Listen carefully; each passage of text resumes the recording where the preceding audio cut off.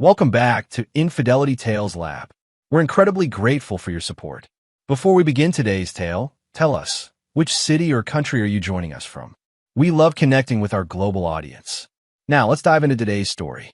Chapter 1. The Mason Family. Jack Mason sat in his pickup truck outside the modest suburban home he'd purchased 7 years ago, reluctant to turn off the engine. 3 months of deployment in Eastern Europe had left him bone-tired, but something else kept him from walking through his front door.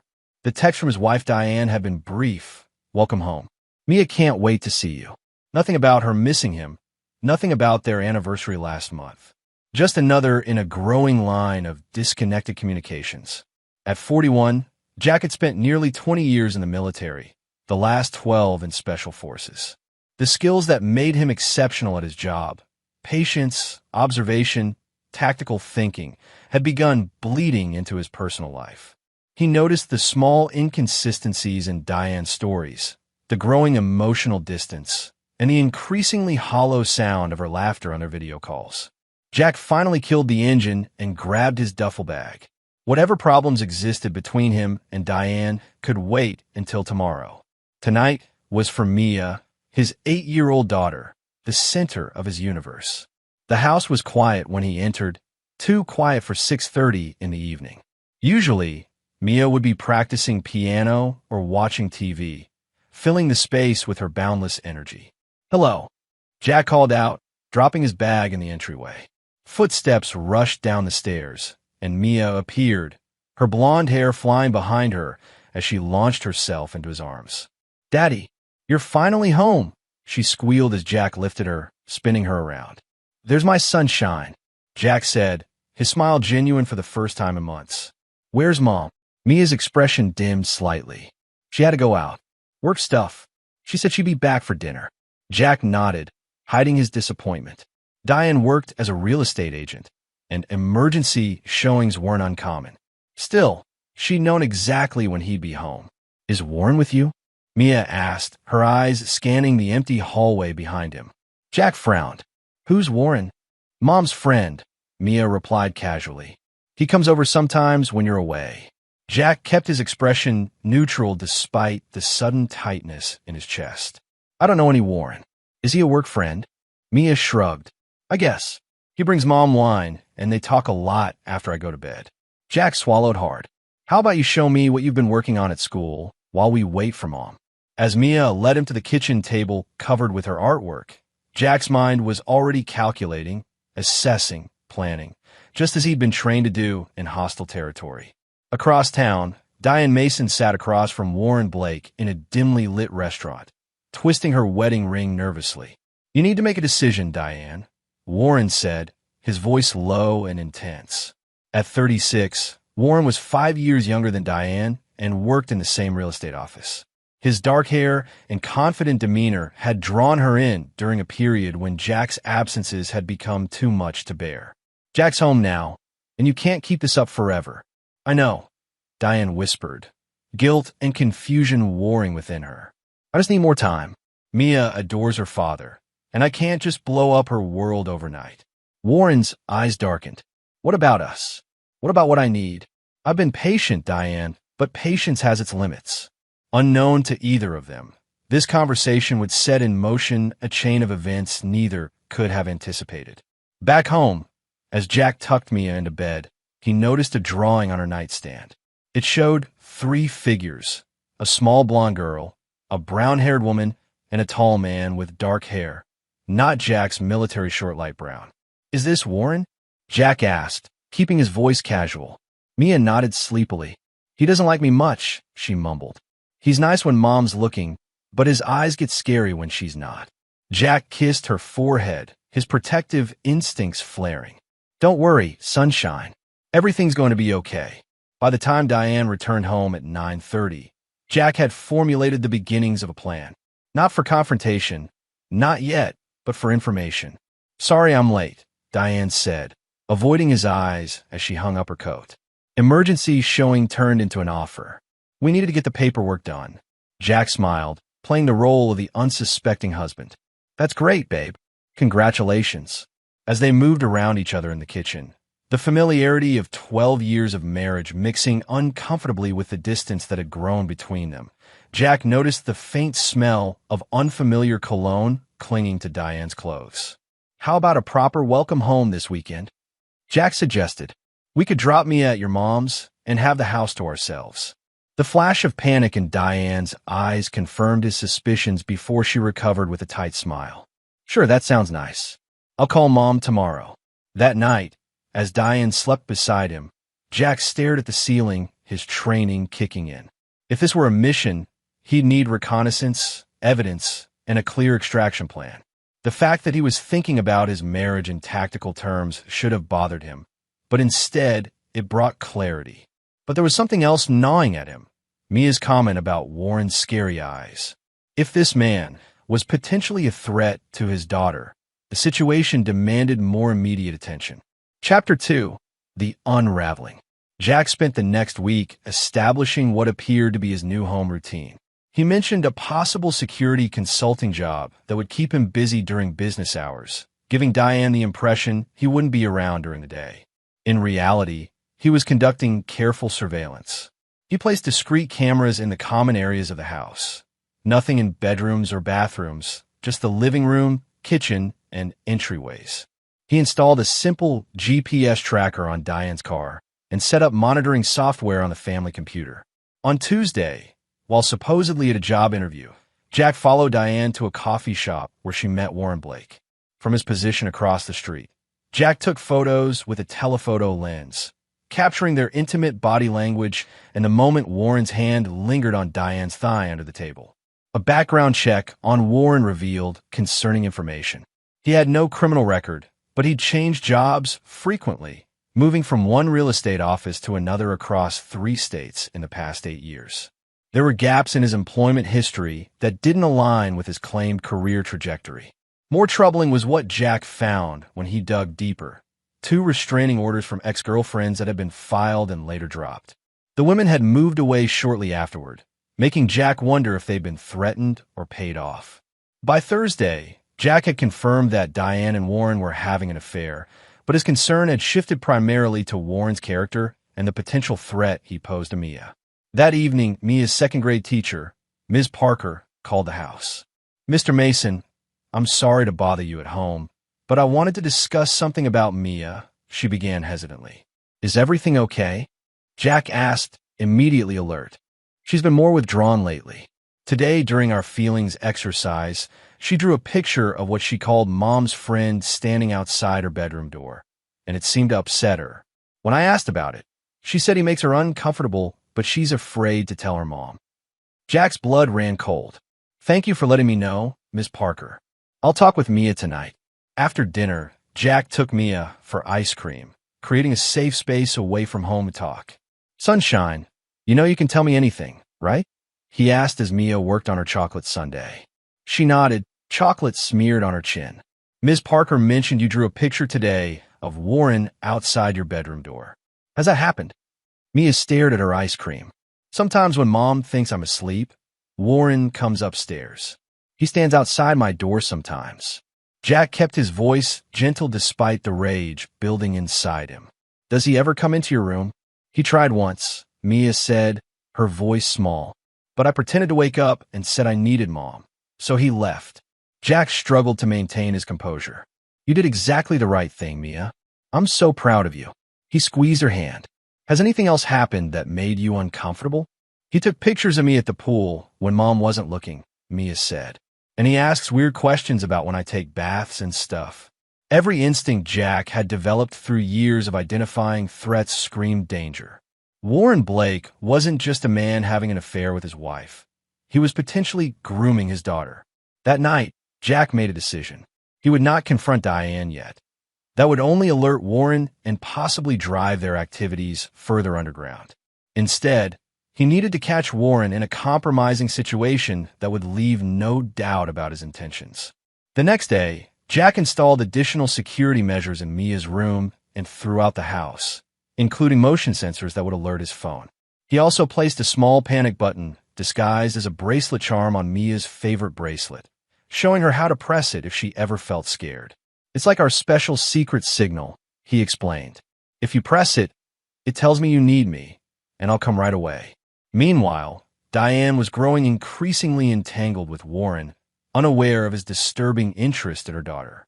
Warren had been pushing harder for Diane to leave Jack, using a combination of romance and subtle manipulation. He's going to be deployed again eventually, Warren argued during one of their rendezvous at his apartment. Do you really want to keep living half a life? We could be a family, you, me, and Mia. The mention of Mia sent an uncomfortable chill through Diane, though she couldn't pinpoint why. Something about Warren's tone when he talked about her daughter had started to feel off, but she dismissed it as her own guilt clouding her judgment. I just need to find the right time, Diane insisted. Jack deserves better than having this conversation when he's just returned home. Warren's smile didn't reach his eyes. Of course, take your time. But remember, I won't wait forever. What Diane didn't know was that Warren had already begun making plans of his own. Plans that involved not just her, but Mia as well. Chapter 3. Dangerous Intentions. Sunday morning brought unexpected news. Diane's mother had fallen and needed surgery, requiring Diane to drive to Columbus to help. Jack offered to go with her, but she insisted he stay with Mia. It's nothing serious, just a broken wrist, Diane explained hurriedly as she packed an overnight bag. Mom just needs help with the paperwork and getting settled after the outpatient procedure. I'll be back tomorrow afternoon. Jack nodded, suspecting this might be a fabricated emergency to create time with Warren, but not wanting to tip his hand. Give your mom our love. After Diane left, Jack took Mia to the park, then for pizza, creating a normal, enjoyable father-daughter day. That evening, as he was helping Mia with her bath, his phone buzzed with a notification from one of the security cameras. Someone was approaching the front door. Jack checked the feed to see Warren Blake standing on his porch, looking nervously over his shoulder before using a key to unlock the front door. Jack's jaw clenched. Diane had given her lover a key to their home. Mia, remember that bracelet I gave you? Jack said, keeping his voice casual despite the adrenaline starting to pump through his system. I need you to keep it on, even during your bath, okay? I have to check something downstairs, but I'll be right back. Jack quickly helped Mia finish her bath and get into her pajamas, then tucked her into bed with strict instructions to press the panic button if anyone other than him came into her room. He positioned himself in the master bedroom with his laptop, monitoring the security feeds as Warren moved through the house downstairs. Warren spent several minutes rummaging through Jack's office, photographing documents and searching drawers. Then, disturbingly, he moved to Mia's bedroom door, standing outside for long moments before slowly turning the handle. Jack was already moving, silent and fast as he'd been trained. As Warren pushed Mia's door open, Jack came up behind him, wrapped an arm around his throat in a blood chokehold, and dragged him backward into the hallway. Make a sound, and I'll crush your windpipe, Jack whispered into Warren's ear as the man struggled. My daughter is sleeping, and you're going to tell me exactly what you're doing in my house. Jack dragged Warren downstairs and forced him into a chair in the kitchen, cable tying his wrist to the armrests. I have a key, Warren gasped once Jack released the chokehold. Diane gave it to me. We're together. I know about the affair, Jack said coldly. What I want to know is why you were entering my 8-year-old daughter's bedroom. Warren's eyes darted around, looking for an escape. I wasn't. I was just checking the house. Diane asked me to grab some things for her. In my daughter's bedroom? Jack leaned in close. The same daughter you've been photographing at the pool? The same one you ask about bath times. Fear flashed across Warren's face. She told you that? She's making things up. Kids do that. Jack's expression didn't change as he pulled out his phone and showed Warren footage from the hidden cameras. Warren standing outside Mia's room on previous occasions. Warren following Mia with his eyes when Diane wasn't looking. I've been watching you, Jack said, and I've done some digging. Those restraining orders in Denver and Phoenix? The women who suddenly moved away? I made some calls. They were both single mothers. Warren's face contorted with rage.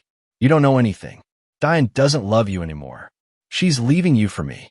This isn't about Diane, Jack said, his voice deadly quiet. This is about my daughter. I want you to listen very carefully.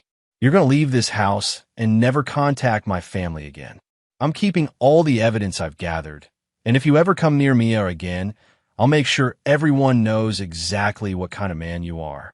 Warren laughed, an ugly sound. "Threats? Really? You think Diane will believe you over me? I've been her shoulder to cry on for months. You're nothing but a part-time husband who puts his military career above his family. By the time I'm done, you'll be lucky if you get supervised visitation with Mia." The threat to separate him from his daughter snapped something in Jack. His training had taught him to identify predators, and every instinct told him Warren Blake was dangerous, not just to his marriage, but to Mia. Before Jack could respond, his phone buzzed with an alert from Mia's panic button. His blood ran cold as he pulled up the security feed to see a clearly intoxicated Diane stumbling into Mia's bedroom, waking the girl and slurring something about packing a bag.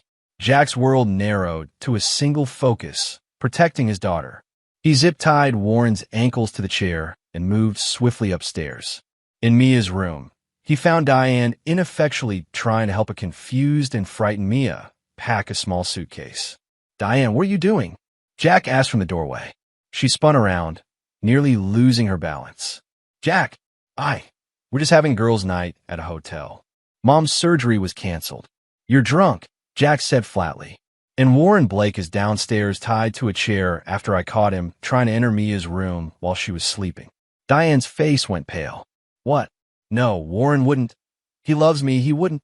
"Daddy," Mia whimpered, running to Jack and wrapping her arms around his legs. "I don't want to go." Jack lifted Mia into his arms. "You're not going anywhere, sunshine. Mom's not feeling well right now. You can't keep my daughter from me," Diane slurred, anger replacing shock. "Warren told me you might try something like this. He warned me you'd make up lies about him when you found out about us." Jack's jaw tightened. "This isn't about us, Diane. This is about Mia's safety.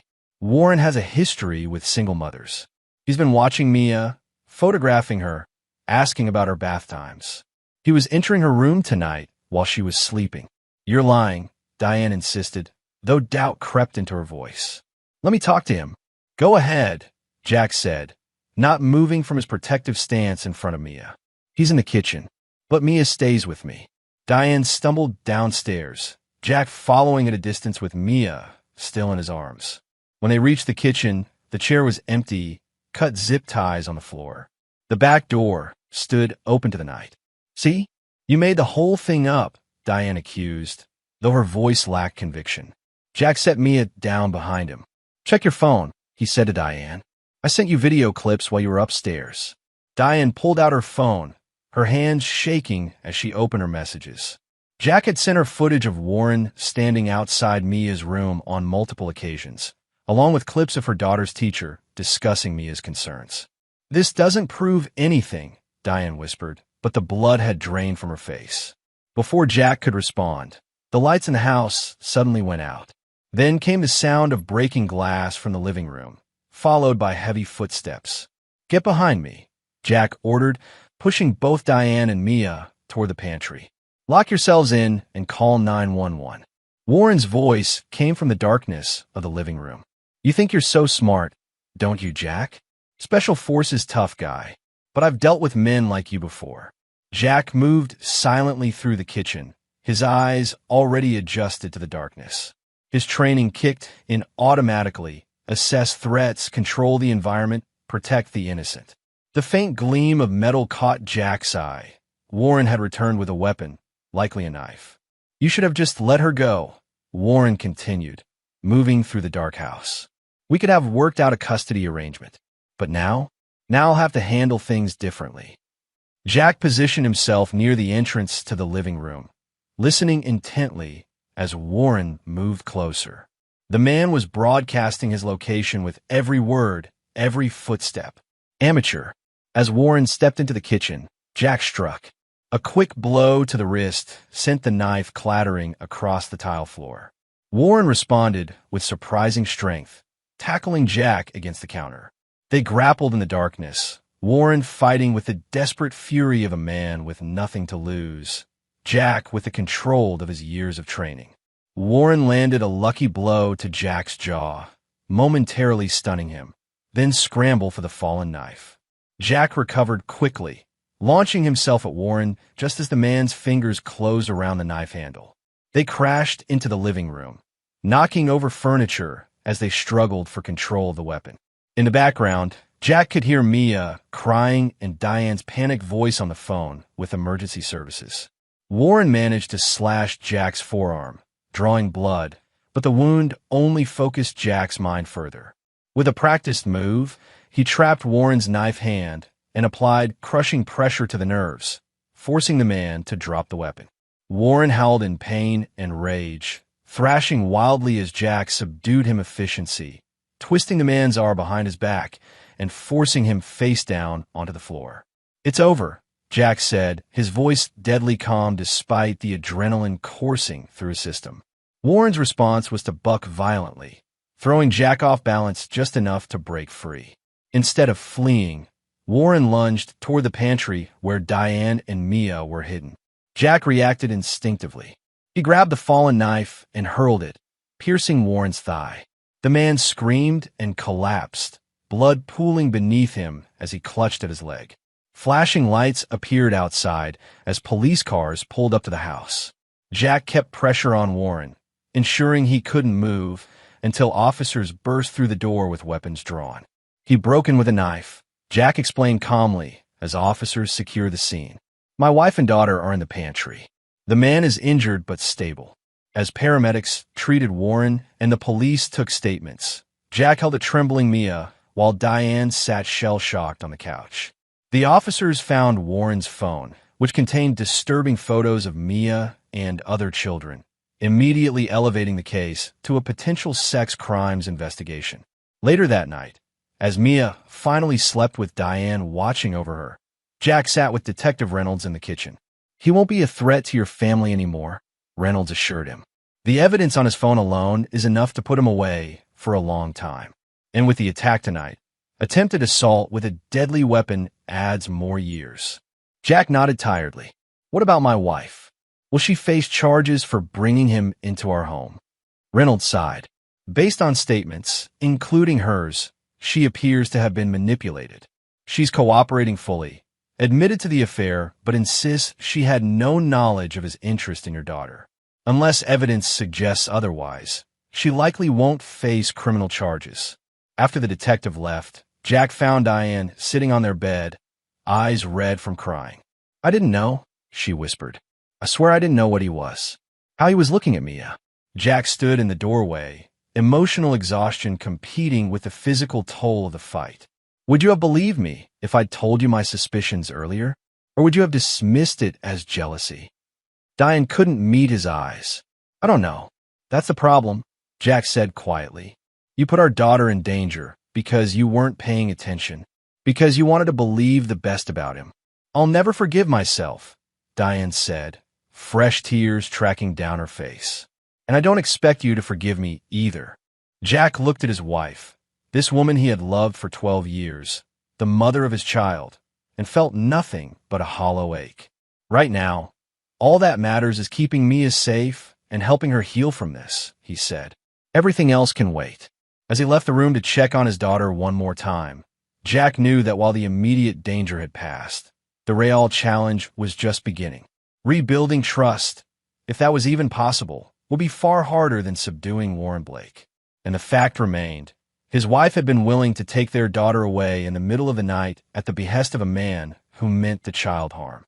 That wasn't something Jack could simply forget, no matter what came next. Act 2, Aftermath. Chapter 4, Broken Foundations. 3 weeks after what the family now referred to simply as the incident, Jack sat across from his lawyer, Vivian Torres, in her downtown office. The evidence against Warren Blake continued to mount as the investigation expanded. Police had found connections to known child exploitation networks on his devices, and 2 other families had come forward with similar stories of Warren insinuating himself into their lives. "He's looking at 20 years minimum," Vivian explained, pushing her glasses up her nose. "His lawyer is already talking plea deal, but the prosecutor isn't in a generous mood. The evidence is overwhelming." Jack nodded. Warren's fate was sealed, but his own future remained uncertain. "And the divorce?" Vivian opened another file. "Given the circumstances, we're in a strong position. Diane's admitted to the affair in her statement to police and her actions that night, coming home intoxicated, attempting to remove Mia from the house. Work in your favor for primary custody. She's still Mia's mother, Jack said quietly. Despite everything, he couldn't bring himself to completely sever Mia's relationship with Diane. The girl had experienced enough trauma already. Of course, Vivian agreed. But the court will consider the lapse in judgment. The arrangement we're proposing gives you primary physical custody with Diane having supervised visitation initially, transitioning to regular visitation if things go well. When Jack returned home, he found Mia and her new therapist, Dr. Landry, finishing a session at the kitchen table. The child psychologist had been working with Mia twice weekly since the attack, helping her process the confusing and frightening events.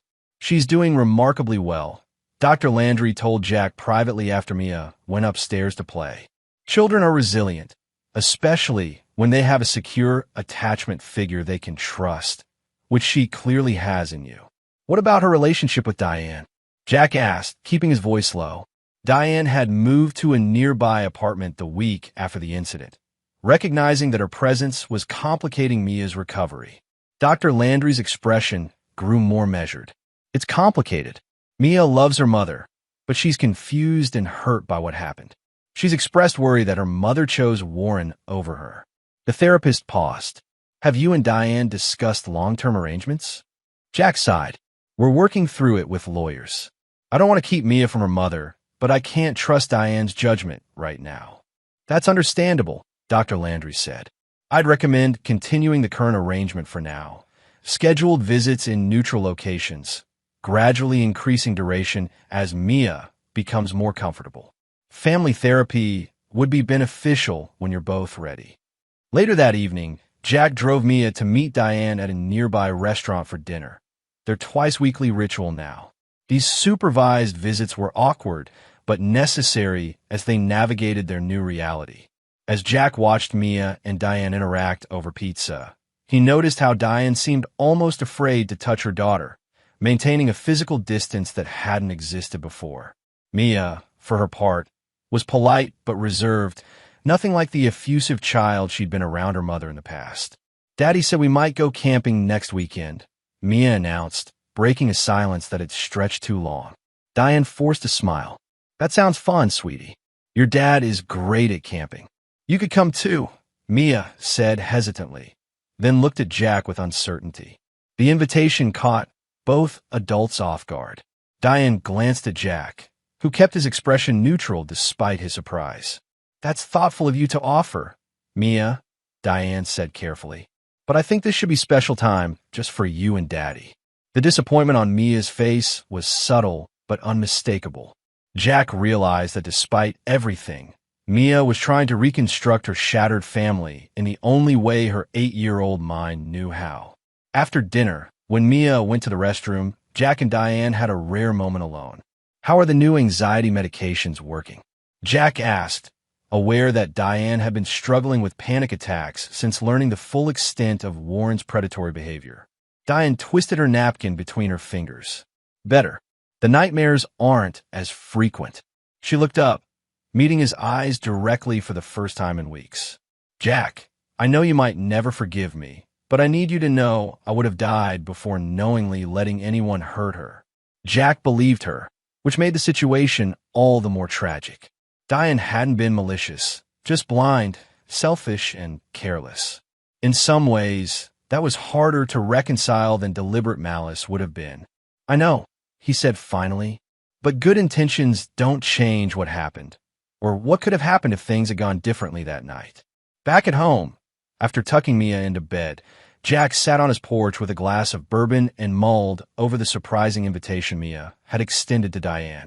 Despite his anger and disappointment, he couldn't ignore the reality that Diane was still Mia's mother, and Mia clearly wanted to repair that relationship. The following morning brought an unexpected visitor. Ben Nelson, Jack's former commanding officer and longtime friend, stood on the porch with coffee and donuts. Thought you could use some breakfast and a friendly ear, Ben said gruffly, his weathered face showing concern beneath his usual stoic expression. They sat at the kitchen table while Mia watched cartoons in the living room, and Jack filled Ben in on the latest developments. So what's the endgame here? Ben asked bluntly after listening. Full custody? Reconciliation? Clean break? Jack scrubbed a hand over his face. I don't know. The lawyer thinks I can get primary custody easily given the circumstances. But Mia invited Diane to come camping with us next weekend, which threw me for a loop. Ben nodded thoughtfully. Kids want their parents together, even when it's not possible. Part of me thinks I should try to forgive Diane for Mia's sake, Jack admitted. But another part can't get past the fact that she brought a predator into our home, gave him a key, and was about to take Mia away with her that night. Those aren't mutually exclusive positions, Ben pointed out. You can forgive Diane without trusting her with Mia's safety again. At least not right away. As they talked, Jack's phone buzzed with a text from Vivian. Call me ASAP. New development. Excusing himself, Jack stepped onto the porch to return the call. We have a problem, Vivian said without preamble. Warren Blake made bail this morning. Jack felt his blood run cold. How? I thought the judge denied bail. New judge, new hearing. His family posted a substantial property bond, and his attorney successfully argued he's not a flight risk due to the tracking monitor and his medical condition. Jack remembered the knife wound to Warren's thigh, a wound that had prevented the man from reaching Mia that night. What about the restraining order? Still in place, Vivian assured him. He's not allowed within 500 feet of any of you or your home. But Jack, there's more. He's alleging you attacked him without provocation, claiming he was at your house at Diane's invitation and never attempted to enter Mia's room. That's bullshit, Jack growled.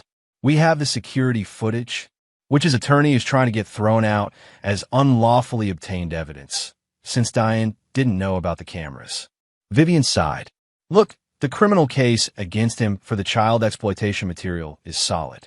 This is just a desperate attempt to muddy the waters for the assault charges. After hanging up, Jack returned to the kitchen, his expression tight with controlled anger.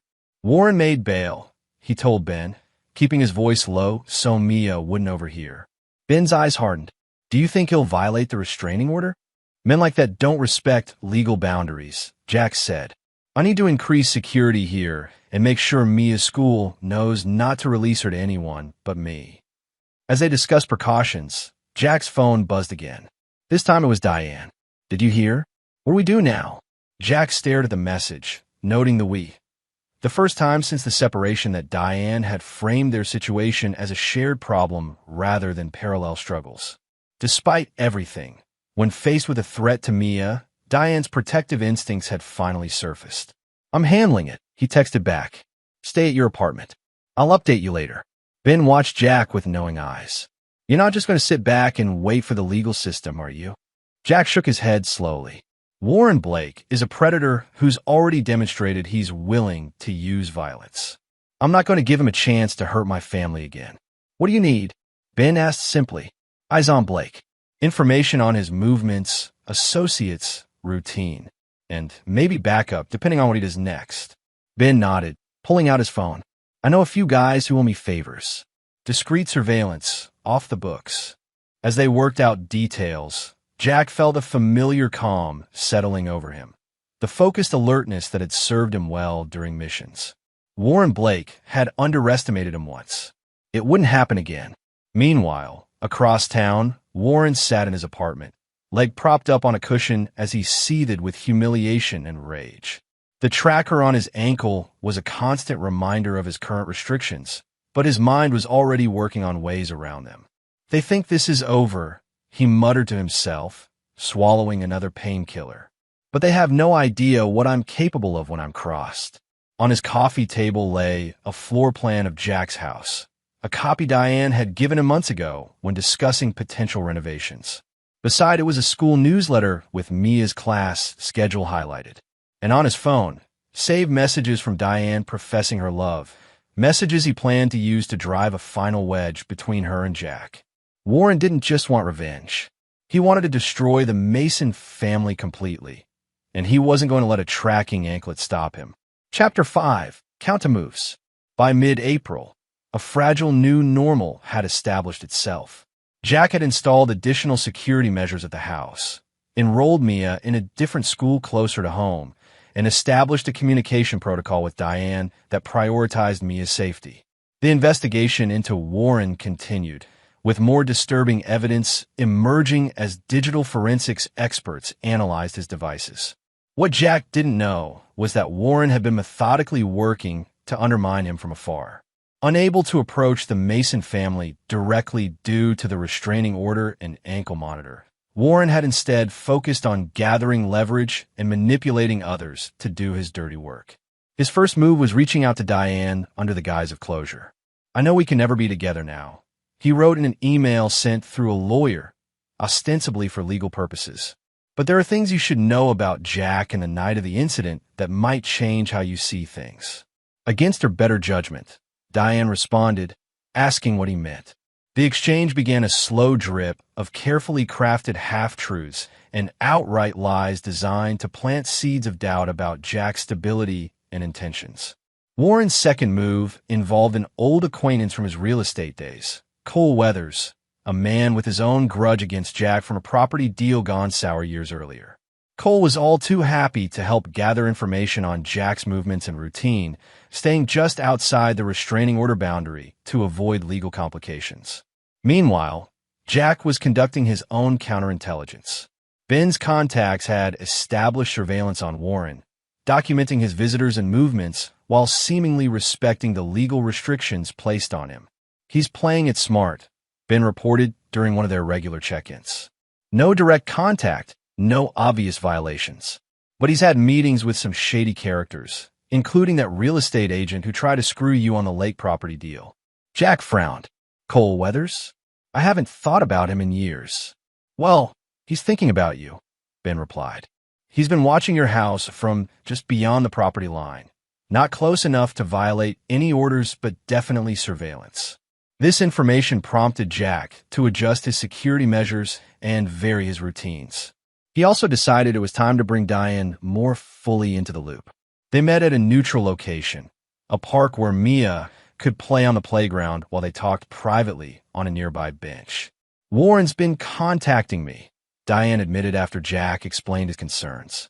"Through his lawyer, supposedly for case-related issues, but the messages always contain personal elements.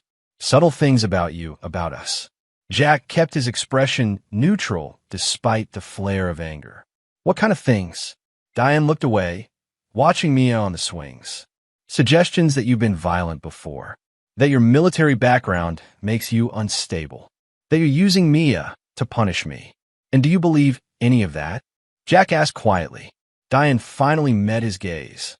"No, but he's persuasive. If I didn't know better, if I hadn't seen what happened that night, I might start to doubt myself." This candor from Diane was new, a sign that perhaps she was finally seeing Warren for who he truly was. Jack decided to trust her with more information. "He's having you watched," Jack said. "And me. A man named Cole Weathers has been surveilling our movements." Diane paled. "The real estate agent? I remember him. He was at the office once arguing with Warren. I thought they hated each other." "Apparently they found common ground in disliking me," Jack said dryly. "Look, Diane, I think Warren is planning something. The surveillance, the manipulation through messages, he's gathering information and trying to create division between us." "What do we do?" Diane asked, fear evident in her voice. "First, we present a united front where Mia is concerned," Jack said firmly. "No matter what happens between us, we need to agree that her safety comes first. Second, document everything, every message, unusual encounter, car that passes your apartment too many times." As they talked, Jack's phone buzzed with a text from Ben. "Blake's tracker shows him at home, but my guy swears he just saw him at the mall. Could be equipment malfunction or something worse." Jack's instincts immediately sharpened. If Warren had found a way to circumvent his monitoring, the threat level had just escalated significantly.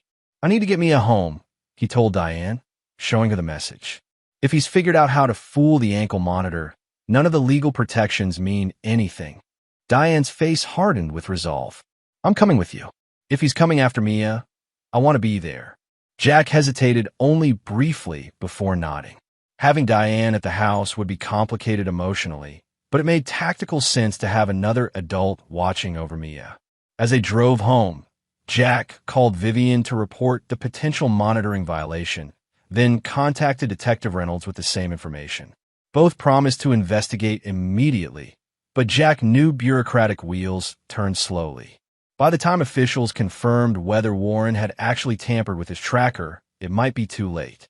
At the house, Jack implemented full security protocols, checking all entry points, activating additional monitoring systems, and preparing go bags in case they needed to leave quickly. Diane watched with a mixture of awe and dismay as Jack efficiently transformed their family home into what essentially amounted to a fortress. "Has it been like this the whole time?" she asked quietly as Jack checked the reinforcements on the back door. "Pretty much," Jack admitted. "I didn't want to scare Mia, so most of it is subtle, but yes." Diane looked stricken. "I had no idea. I thought maybe you were being paranoid." "It's not paranoia when the threat is real," Jack said without looking up from his work. That evening, as Mia slept upstairs with both her panic button bracelet and a new motion-detecting baby monitor, Jack and Diane sat in the kitchen reviewing the security footage from the past week. "There," Jack said, pointing to a car that had passed the house multiple times. "That's Cole's Audi. He's been mapping our patterns, probably reporting back to Warren." Diane shook her head in disbelief. "I can't believe I fell for Warren's act." Looking back, there were so many signs, so many moments that should have raised red flags. "He's a practiced manipulator," Jack said, not unkindly. "That's what predators do. They identify vulnerabilities and exploit them." "My vulnerability was feeling abandoned," Diane admitted quietly. "All those deployments, all those months of solo parenting. I resented you for having a purpose, a mission, while I felt stuck in place." Jack stopped scrolling through footage to look at her. It was the most honest she'd been about the roots of her dissatisfaction. "I could have done better," he acknowledged.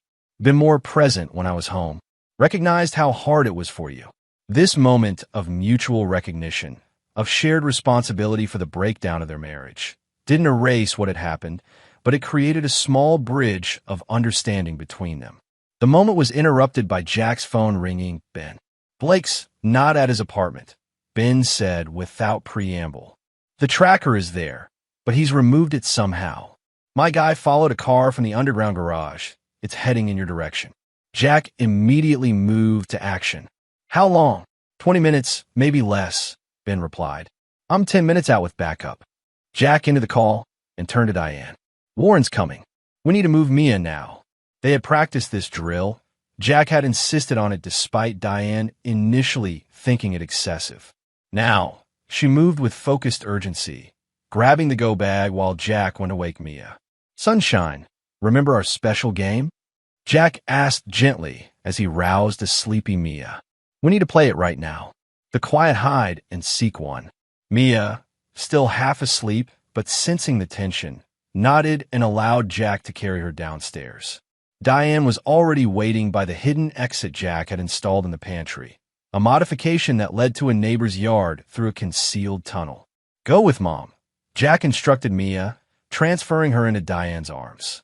"Follow the path exactly like we practiced. Ben will meet you at the safe house." "You're not coming?" Diane asked, suddenly afraid. Jack checked his weapon, a 9mm pistol he'd legally owned for years, but had only recently started carrying in the house. "Someone needs to deal with Warren. He won't stop unless he's forced to." "Jack, don't," Diane pleaded. "Let the police handle it. Come with us." "The police won't get here in time," Jack said grimly. "And I'm not running while he's free to keep pursuing us. Go, now." As Diane reluctantly carried Mia through the concealed exit, Jack positioned himself in the darkened living room with a clear view of both the front and back entrances. He sent a quick text to Detective Reynolds with his suspicions about Warren's imminent arrival, then settled in to wait. He didn't have to wait long. 15 minutes later, a car pulled up half a block away, lights off. Through his night vision monocular, Jack observed two men exit the vehicle, Warren, moving with a slight limp, and Cole Weathers. Instead of approaching the front door, the men circled around toward the back of the property, clearly planning to enter through the less visible rear of the house. Jack smiled grimly. Predictable. When the sound of breaking glass came from the sunroom at the back of the house, Jack remained motionless, allowing the intruders to fully commit to the break-in. He had positioned remote cameras throughout the house, giving him a tactical advantage. He could track their movements while remaining unseen. Warren entered first, a pistol in his hand, scanning the darkened kitchen. Cole followed, carrying what appeared to be a duffel bag. "Remember, we grab the kid and go," Warren whispered. "Mason will do anything to get her back, including dropping the charges." "What about the wife?" Cole asked. Warren's face twisted with malice in the dim light. "She's collateral damage. She betrayed me, chose him over me after everything I did for her." Jack felt cold fury wash over him at the confirmation of their intentions. This was no longer just about revenge or intimidation. They had come to abduct his daughter, potentially harm his wife. The stakes couldn't be higher. He allowed them to move deeper into the house, watching through the camera feed as they cleared rooms one by one, growing increasingly confused and agitated at finding the house apparently empty. "They must have been warned," Cole said nervously. "Maybe we should bail." "No," Warren snarled. "They're here somewhere. The car's still in the garage, and Mason wouldn't leave it if they were running." As they approached the living room where Jack waited, he sent a final text to Ben. "Two armed intruders. Hostile intent confirmed. Engaging." Then he stepped out from behind his position, weapon raised. "Police are on their way, Warren. Put the gun down." Warren spun around, firing wildly in Jack's direction. The shot went wide, embedding itself in the wall as Jack dove for cover behind a heavy oak cabinet. "You're dead, Mason," Warren shouted, his voice unhinged with rage. "Then I'm going to find your precious daughter and finish what I started." The explicit threat eliminated any hesitation Jack might have felt. Warren Blake had just confirmed his worst intentions toward Mia, intentions Jack had suspected from beginning. Cole, apparently realizing he'd gotten in over his head, made a break for the back door. Jack let him go, focusing on the more dangerous threat. Warren was moving through the room, using furniture as cover as he worked his way toward Jack's position. "Did Diane tell you about all the times she cried on my shoulder?" Warren taunted, trying to provoke Jack into making a mistake. "How she said you were cold, absent, more married to the military than to her. How she wished she'd never had a child with you." Jack tuned out the provocations, focusing instead on Warren's movements, predicting his next position. When Warren paused to reload, Jack made his move, rolling to a new position that gave him a clear angle. "Drop it, Warren," Jack commanded. "Last chance." Warren responded by firing again, the bullet splintering inches from Jack's head. Jack returned fire, hitting Warren in the shoulder. The man screamed in pain and rage, but didn't drop his weapon, instead charging toward Jack's position with reckless abandon. In the split second before Warren rounded the cabinet, Jack made a tactical decision. He could retreat, possibly exposing himself to more danger, or he could stand his ground and potentially be forced to use lethal force. He chose a third option. As Warren appeared, Jack struck with stunning speed, disarming the man with a practiced move that sent the gun skittering across the floor. Warren, now weaponless but still dangerous, grappled with Jack, his face contorted with hatred. "I'll kill you," Warren gasped through gritted teeth, blood from his shoulder wound soaking his shirt. "Then I'll find them. You can't protect them forever." They struggled across the room, crashing into furniture. Despite his wound, Warren fought with the desperate strength of a cornered animal. He managed to grab a heavy crystal vase from a side table and smashed it against Jack's temple, momentarily stunning him. As Jack's vision swam, Warren staggered toward his fallen gun. Jack forced himself to focus through the pain, launching himself at Warren's legs in a tackle that sent them both crashing into the living room's large picture window. The glass shattered under their combined weight, and they tumbled onto the front lawn in a shower of broken shards. Warren landed badly, a large piece of glass slicing deep into his thigh. Ironically, the same leg Jack had wounded during their previous encounter. The man screamed in agony as blood pulsed from the severed artery. Jack, dazed but conscious, immediately applied pressure to the wound, instinctively working to save the life of the man who had just tried to kill him. "Help is coming," Jack said grimly as Warren's face grew pale from blood loss. "You're going to live to stand trial." Warren's eyes burned with hatred even as shock began to set in. "You think this is over? There are others who understand what needs to be done with girls like Mia." The implication sent ice through Jack's veins, but before he could respond, sirens wailed in the distance and headlights swept across the lawn as multiple vehicles converged on the house. Detective Reynolds was first on the scene, weapon drawn until he assessed the situation. Paramedics rushed to stabilize Warren, while officers secured the perimeter and began gathering evidence of the break-in. "We got your texts," Reynolds told Jack as a medic cleaned the gash on his temple. "Tracked Blake's ankle monitor, found it attached to his cat. He's looking at significant additional charges now. Attempted kidnapping, assault with a deadly weapon, violation of restraining order." Jack nodded tiredly. "There's more." He implied he's connected to others with similar interests. A network. Reynolds' expression darkened. "We'll dig into it. Based on what we've already found on his devices, it wouldn't surprise me." "Where are Diane and Mia?" "Safe house," Jack replied. "My former CEO is with them." As the chaos of the crime scene investigation unfolded around him, Jack finally allowed himself to acknowledge the magnitude of what had just happened and what had nearly happened. Warren Blake had come to abduct his daughter, potentially harm his wife, and kill him. The man had been willing to destroy an entire family to satisfy his twisted desires and need for revenge. And most disturbing of all was his final implication, that he wasn't alone, that others like him existed who had taken an interest in Mia. The threat might not be over, even with Warren in custody. Jack pulled out his phone and called Ben. "We're secure," Ben reported. "Mia's asleep. Diane's a wreck, but holding it together. What's your status?" "Warren's in custody. Heading to surgery," Jack reported. "I'm fine. Minor injuries. But Ben, this might be bigger than we thought. I need you to stay with them while I follow up on something." Despite his exhaustion and the lingering effects of the concussion, Jack knew he couldn't rest. Not yet.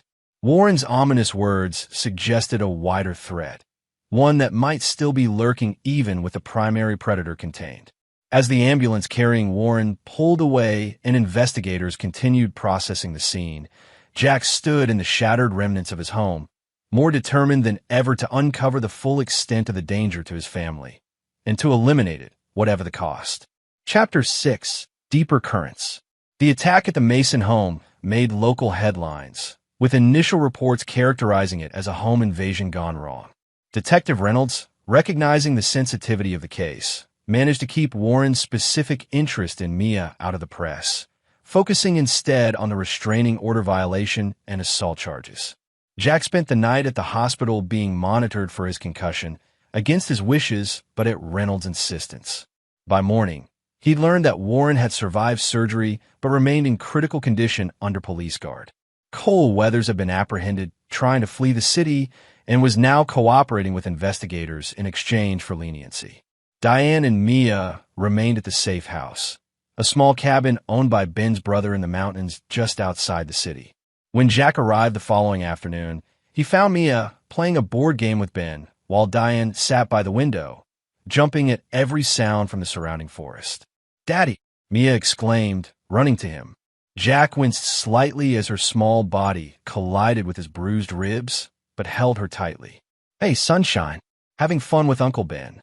He lets me win at Monopoly," Mia whispered loudly, causing Ben to protest good-naturedly. Jack exchanged a look with Diane, whose relief at seeing him was evident despite the strain between them. After getting Mia settled back at her game, Jack spoke privately with Diane and Ben on the cabin's small porch. "Warren made it through surgery," Jack reported. "He's under guard and facing multiple felony charges now. Cole Weathers is singing like a canary, apparently trying to save his own skin." "What about what Warren said?" Diane asked, her voice tight with fear. "About others being interested in Mia?" Jack's jaw clenched. "Reynolds is investigating. They're going through Warren's contacts, devices, everything. But I'm not taking any chances. My buddy at the cybercrimes unit is helping unofficially," Ben added, Preliminary examination of Warren's cloud accounts shows communication with several unknown users who share similar proclivities. Diane made a small, broken sound. How did I not see it? How could I have been so blind? Jack didn't answer the rhetorical question. Instead, he outlined their next steps. The house isn't safe right now. Too much damage and potentially compromised. I've arranged for a rental property under Ben's name while we figure out our next move. Our next move? Diane questioned, catching the pronoun. Jack met her gaze steadily. Warren's attack has changed things. There may be a bigger threat out there, one targeting our daughter. Whatever issues exist between us, we need to present a united front. Ben, sensing the need for the couple to talk privately, excused himself to check on Mia. Once alone, Diane turned to Jack with tears in her eyes. I keep thinking about what would have happened if you hadn't been so vigilant. If you hadn't noticed Warren's interest in Mia. If you hadn't installed those cameras. But I did, Jack said simply. And we stopped him. No, you stopped him, Diane corrected. I was part of the problem. She wiped at her tears angrily. I brought him into our lives. I gave him access to our home, to Mia. I believed his lies over your concerns. Jack leaned against the porch railing, exhaustion from the past 24 hours catching up with him. Why? What did you see in him that made you trust him so completely? It was a question that had haunted him for weeks. Understanding Diane's vulnerability to Warren's manipulation might help protect against similar threats in the future. Diane was quiet for a long moment. Attention, she finally said. Validation. When you're deployed, I'm essentially a single parent. I handle everything alone, the house, Mia, my job. Warren made me feel seen in a way I hadn't in years. He acted impressed by everything I managed on my own, while simultaneously making me feel it was okay to need help, to be vulnerable. She laughed bitterly. Of course, now I see he was just identifying weaknesses, creating dependence. Classic predator tactics. Jack absorbed this, recognizing painful truths on both sides. His military career had created gaps in their relationship, spaces where someone like Warren could insert himself. And Diane, feeling unseen and unappreciated, had been susceptible to the attention. For what it's worth, Jack said after a while, I've always been impressed by how you manage everything during deployments. I just didn't say it enough. A tentative truce formed in that moment. Not forgiveness or reconciliation, but a recognition of shared vulnerabilities and mistakes that had led them to this point. The conversation was interrupted by Jack's phone. It was Reynolds. We found something on Weathers' phone, the detective said without preamble. GPS coordinates for a cabin near Lake Marshall. According to Weathers, it's where Warren was planning to take Mia. Jack's blood ran cold. Have you checked it out? Team's on the way now. But Jack, there's more. Weathers claims Warren talked about associates who would be meeting them there. He says he thought it was just buyer clients for a property showing, but given what we know now, I want to see it, Jack said immediately. Absolutely not, Reynolds replied firmly. This is an active investigation, and you're a material witness. Stay with your family. I'll update you as soon as we know more. After hanging up, Jack relayed the information to Diane, who looked physically ill at the implications. We need to get Mia further away, she whispered. Maybe my sister's place in Oregon? Jack shook his head. Running won't solve this. If there really is a network involved, they could have resources beyond what we imagine. Our best bet is to stay close to the investigation, help identify everyone involved, and make sure they're all apprehended. Their discussion was interrupted by Ben, who stepped onto the porch with a concerned expression. Jack, Mia's asking about going home. She wants to know when things will be normal again. The simple question from an 8-year-old perspective highlighted the cruel reality they faced. Normal might never return, not in the way Mia remembered it. Tell her we're having a special vacation for a while, Jack suggested after a moment's thought. That we'll be staying in a new house for a bit because ours needs some repairs. Ben nodded and returned inside, leaving Jack and Diane to confront the uncertainty of their future. What happens when this is over? Diane asked quietly. With us? With custody arrangements? It was the question that had hovered between them since the separation, now complicated by recent events.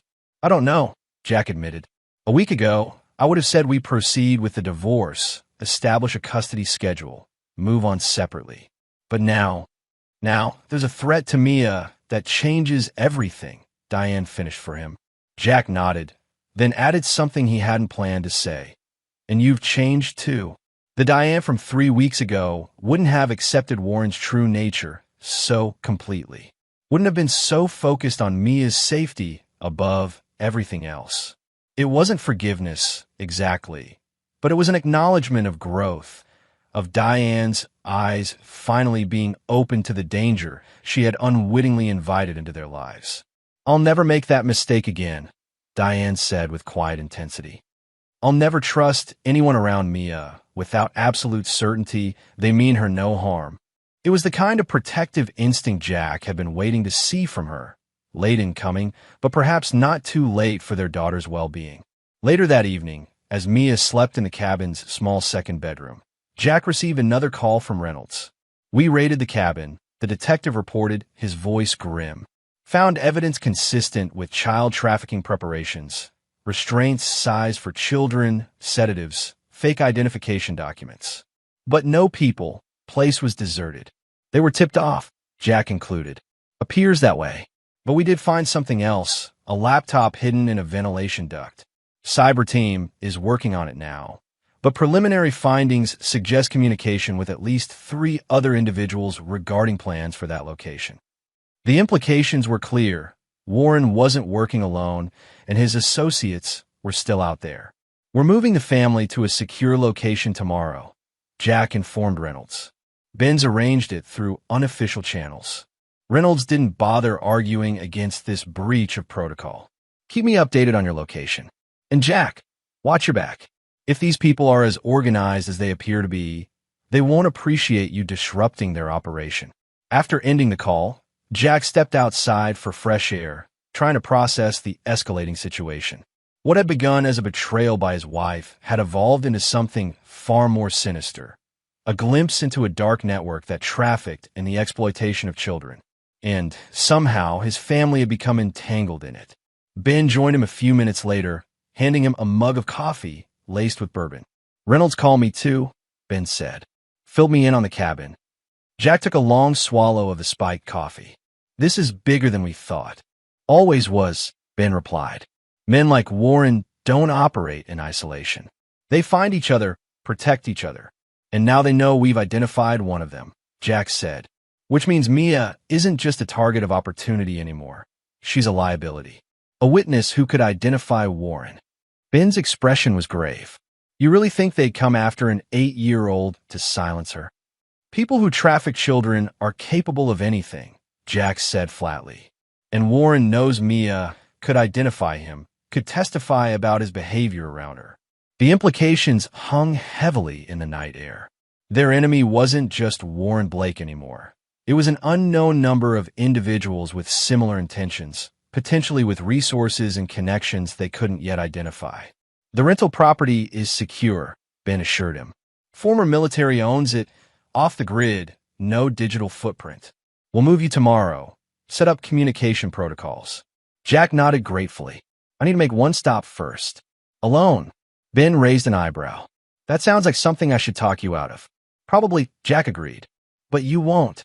The following morning, while Diane packed their meager belongings and Ben prepared Mia for the move with a game pretending they were spies on a secret mission, Jack drove to the hospital where Warren remained under guard. Using his military ID and a connection with the hospital's head of security, a former Marine, Jack gained access to Warren's room. The man lay handcuffed to the bed, tubes and monitors connecting him to various machines. His face was pale, his breathing shallow. Mason, Warren croaked when he saw Jack, fear briefly flashing across his features before being replaced with defiance. Come to finish the job? I came for information, Jack said, closing the door behind him. About your associates. The ones who are going to meet you at the cabin. Warren's lips twisted in a weak approximation of his former smirk. I have no idea what you're talking about. They abandoned you, Warren, Jack said, moving closer to the bed. Left you to take the fall while they disappeared. Police found the cabin, the preparations. It's over. Uncertainty flickered in Warren's eyes. I want a lawyer present for any discussion. This isn't an official interview, Jack said quietly. This is between you and me. One chance to do something right, to give me the information I need to protect my daughter from your friends. You can't touch me, Warren sneered, though his confidence appeared to be wavering. I'm in police custody. Anything happens to me, you're the obvious suspect. Jack smiled thinly. I'm not going to hurt you, Warren. I don't need to. He leaned closer. But I've spent 20 years in special forces. I've made contacts around the world, including in every major prison in this state. One phone call, and your life inside becomes difficult. Fear crawled across Warren's face as the implications sank in. You're bluffing. Maybe, Jack conceded. But ask yourself this. How much are these associates worth to you? The ones who left you bleeding and arrested while they disappeared. The ones who haven't sent a lawyer, haven't tried to contact you, haven't done anything to help. Warren's expression wavered, doubt replacing defiance. Jack pressed his advantage. They used you, Warren. You were the expendable one, the distraction. Give me names, give me locations, and I'll make sure Detective Reynolds knows you cooperated. It could mean the difference between regular population and protective custody. For a long moment, Warren seemed to be calculating his options. Finally, his shoulders slumped in defeat. There's a man, calls himself Anderson. I only met him in person once, but he's the one who approached me initially after seeing some content I'd shared online. He's connected, powerful, said he had clients with specific interests willing to pay premium prices. Jack kept his expression neutral despite the revulsion rising within him. Connected how? Politically, I think. He implied protection from high places. That's why I wasn't worried about the charges sticking. He promised intervention if I ever got into trouble. Warren laughed bitterly. Guess that was a lie. Where do I find him? Jack pressed. Warren hesitated, then seemed to make a decision. There's a private club downtown, the Cardinal's Nest. Members only, very exclusive. He conducts business from there. But you'll never get in without. I'll manage, Jack interrupted. What does he look like? Warren described a man in his 50s, distinguished, with silver hair and a scar along his jaw from a childhood accident. As Jack committed the details to memory, he realized he was getting a glimpse into a world few ever saw, a shadow network operating behind legitimate businesses and social connections. They'll kill you if you go after them, Warren warned, a strange mix of fear and satisfaction in his voice. They're not like me. They're organized, connected. They have people everywhere. So do I, Jack replied simply. He turned to leave, then paused at the door. One more thing. Was Mia specifically targeted, or was she just convenient because of your relationship with Diane? Pain flickered across Warren's face. Not physical, but something deeper. It started as convenience. But then Anderson saw her photo on my phone. He said she was premium merchandise, blonde, athletic, the right age.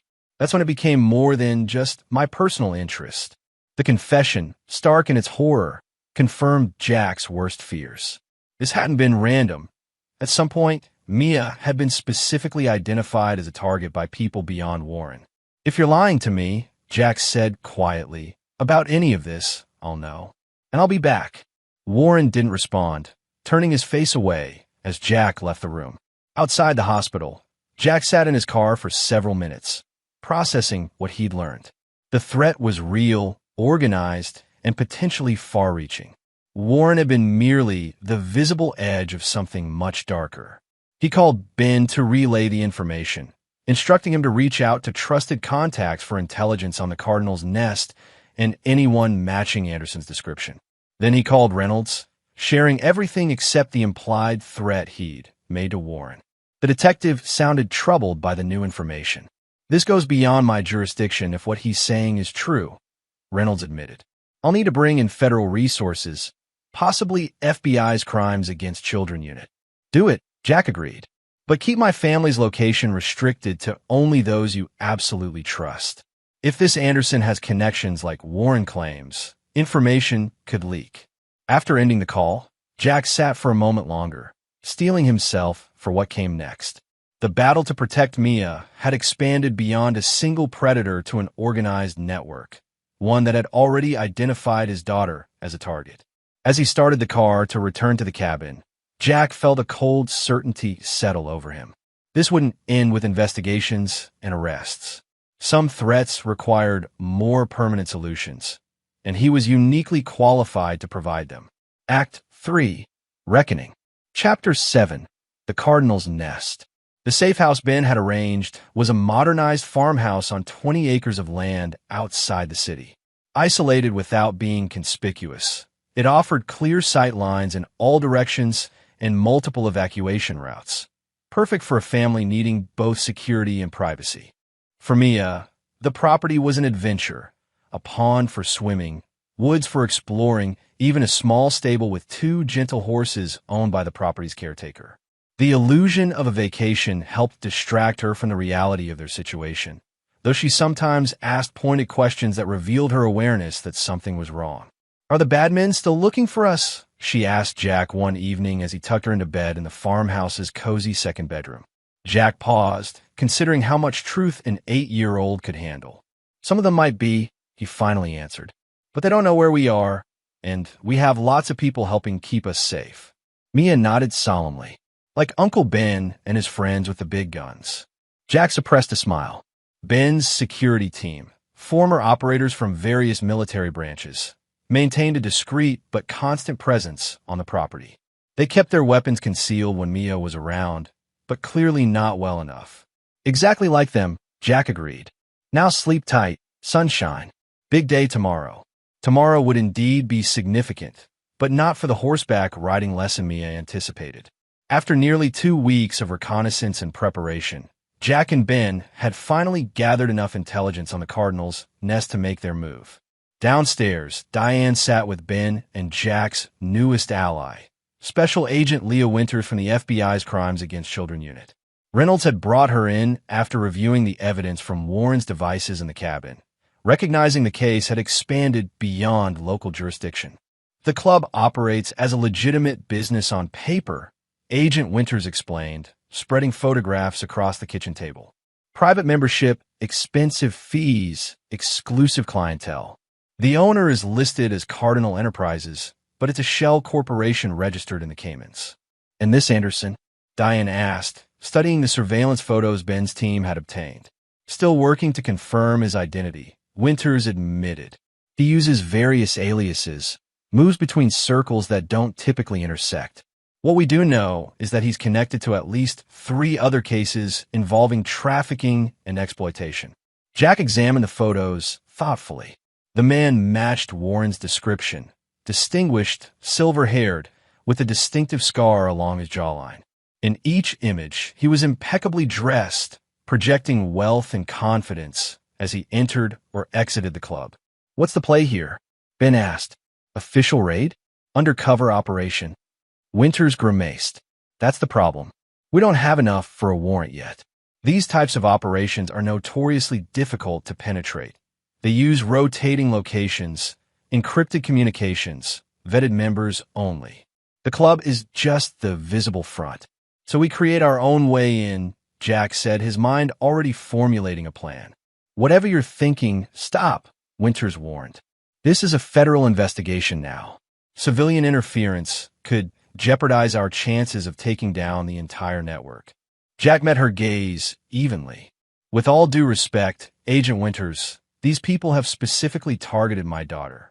While you build your case, they remain active and dangerous. I'm not willing to sit back and hope your investigation moves faster than their operations." Tension filled the room as the professional and personal objectives clashed.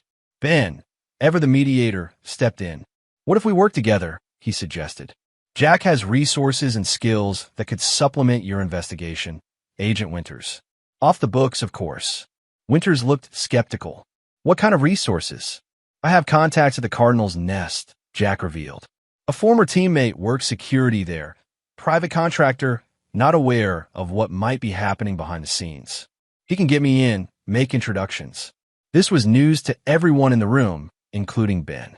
Jack had been conducting his own parallel investigation, reaching out to old networks while the FBI followed official channels. "That's extremely dangerous," Winters objected.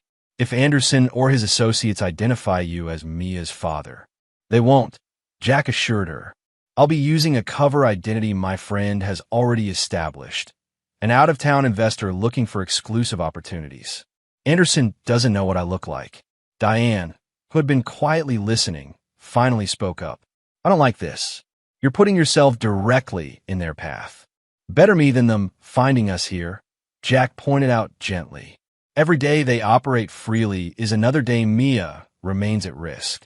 The discussion continued late into the night, with Winters reluctantly agreeing to coordinate with Jack's infiltration attempt while maintaining plausible deniability for the Bureau. The plan was simple in concept, complex in execution. Jack would enter the Cardinals' nest, identify Anderson and his key associates, gather enough intelligence to justify a federal raid, then extract safely. The following evening, as Ben's team maintained security at the farmhouse and Diane kept Mia occupied with board games, Jack prepared for his infiltration. Gone was the practical, military-influenced wardrobe, replaced by an expensive tailored suit. His normally short hair had been styled differently, and subtle cosmetic adjustments, courtesy of Ben's contact in theater production, altered his appearance just enough to prevent recognition from photographs.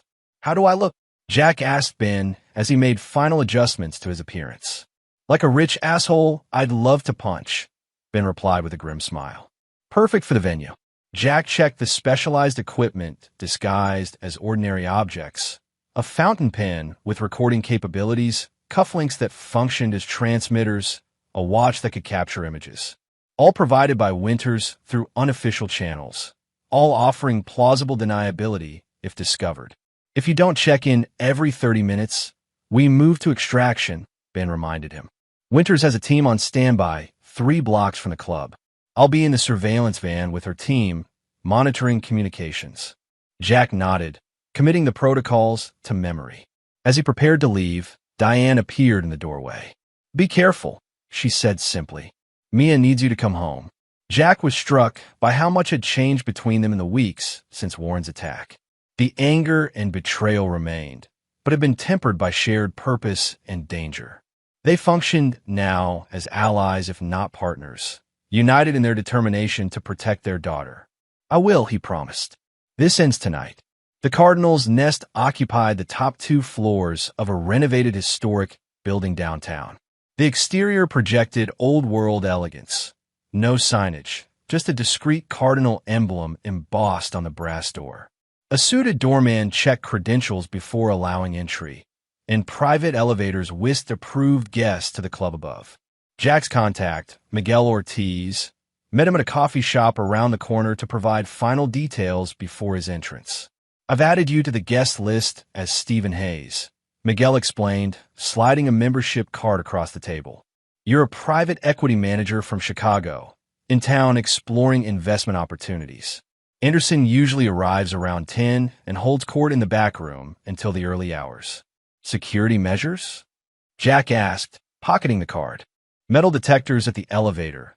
Concierge desk does bag checks. The real protection is the membership vetting. They don't let just anyone in, and guests are thoroughly investigated beforehand. But not thoroughly enough, Jack noted with grim satisfaction.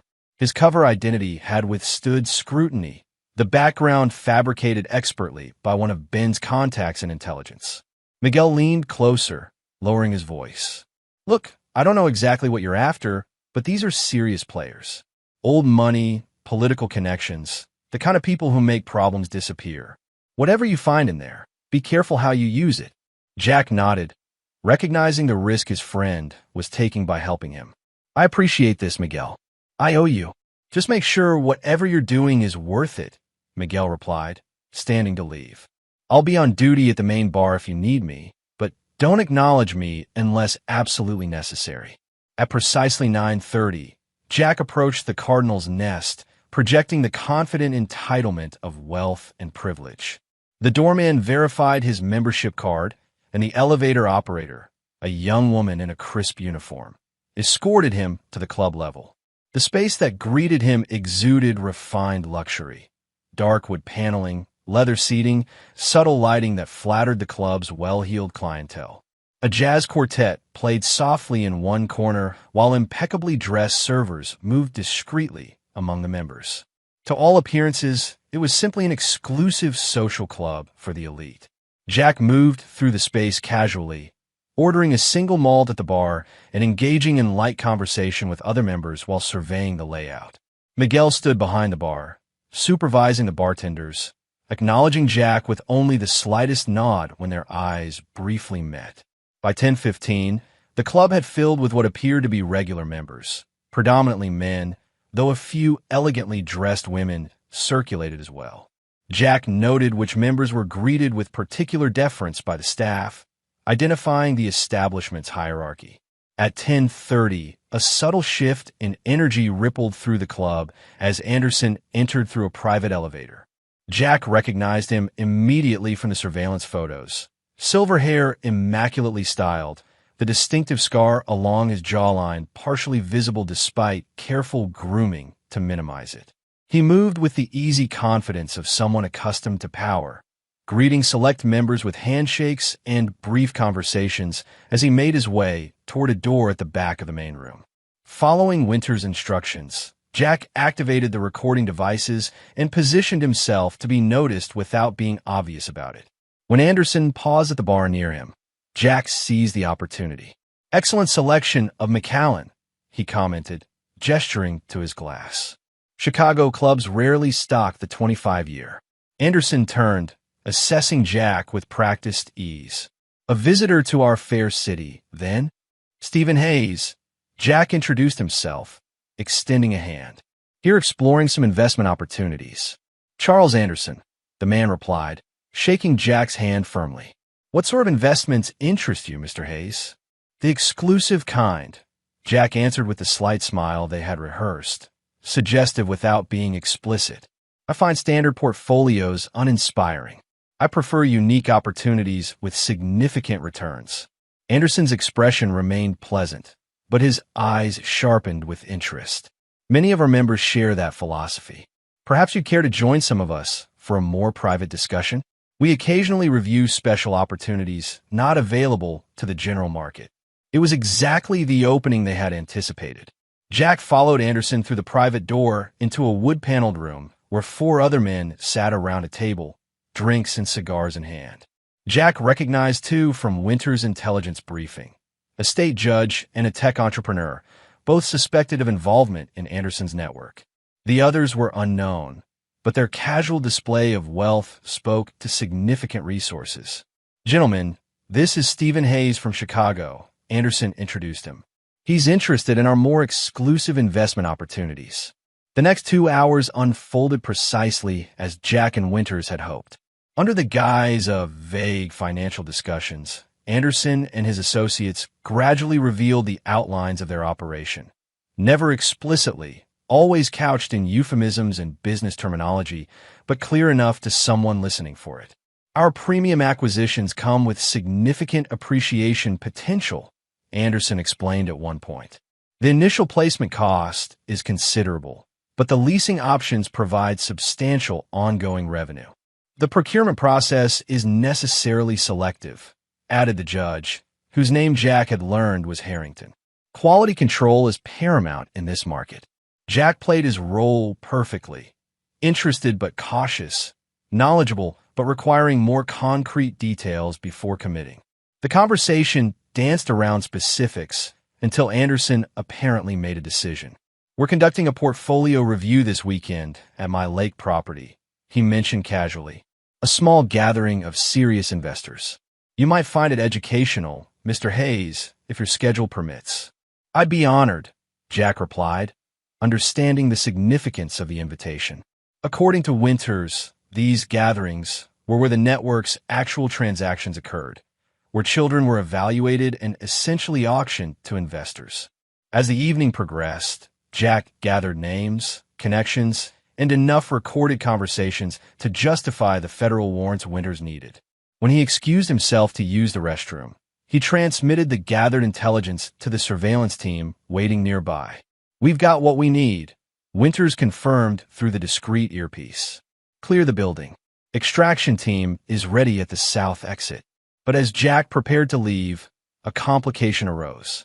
The tech entrepreneur, Vance, according to earlier introductions, was studying him with increasing suspicion. Hayes from Chicago, Vance mused. Funny, I was just there last week meeting with all the major private equity firms. Don't recall your name coming up. Jack maintained his composure. We maintain a deliberately low profile. Family office structure, private clients only. Vance nodded, but his eyes had narrowed. Which building are you in? Michigan Avenue. Before Jack could respond, the door opened and a new arrival entered. Cole Weathers, looking nervous but determined as he scanned the room.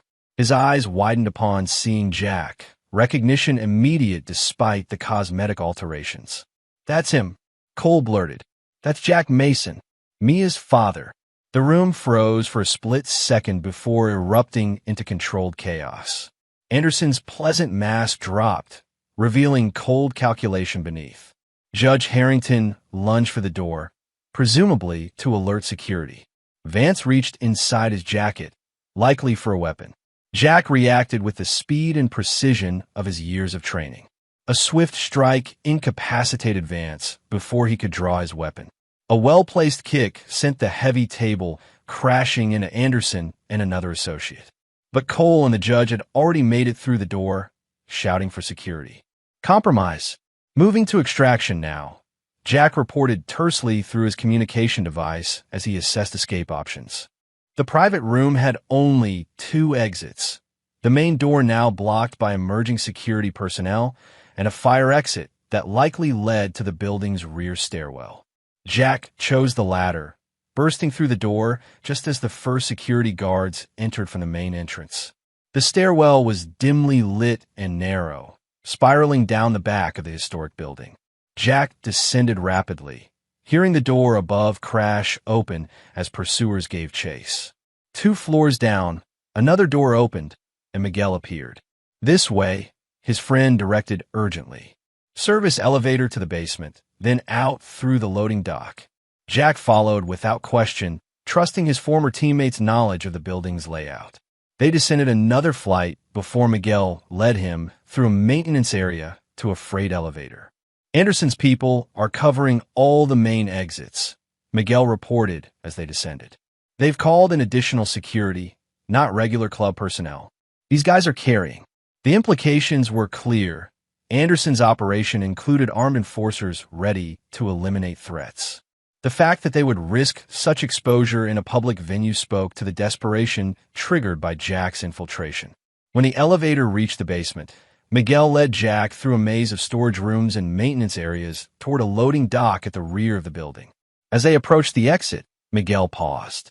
I'll create a distraction at the side entrance, he said. Draw their attention away from the loading area.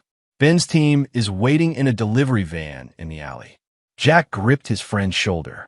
You're compromised now, too. Come with me. Miguel shook his head. Someone has to sell the story that you escaped another way. Besides, they don't know I helped you. Just go, and whatever this is about, finish it. Before Jack could argue further, Miguel disappeared down a side corridor.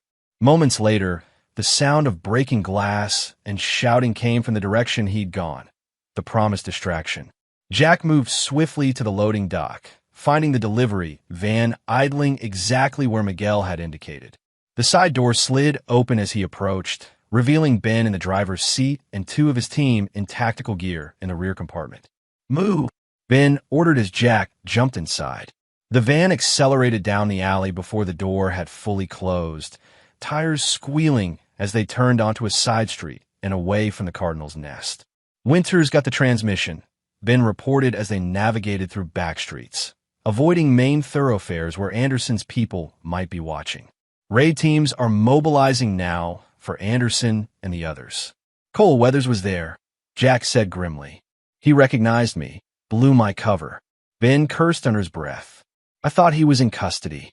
Released on bail yesterday, one of the tactical team members informed them. Winters tried to block it, but the judge overruled insufficient flight risk. The judge was Harrington, Jack realized. He was in the room tonight, part of Anderson's circle. The pieces were falling into place. The network's protection extended into the judicial system, explaining how Warren had made bail despite the severity of his charges, how Cole had been released to warn Anderson. "We need to get back to the farmhouse," Jack said urgently. "If Cole identified me, they may know about Diane and Mia, too." Ben was already changing course, accelerating as he contacted the security team at the safe house. After a tense moment, he relaxed slightly. "Perimeter is secure, no unusual activity. Diane and Mia are fine, watching a movie in the main room." Jack breathed a sigh of relief, but knew the danger had only escalated. With his cover blown, Anderson and his associates would be desperate to eliminate the threat he represented, not just to their freedom, but to their entire operation. When they arrived at the farmhouse 40 minutes later, Jack found Diane waiting anxiously in the kitchen while one of Ben's team stood guard nearby.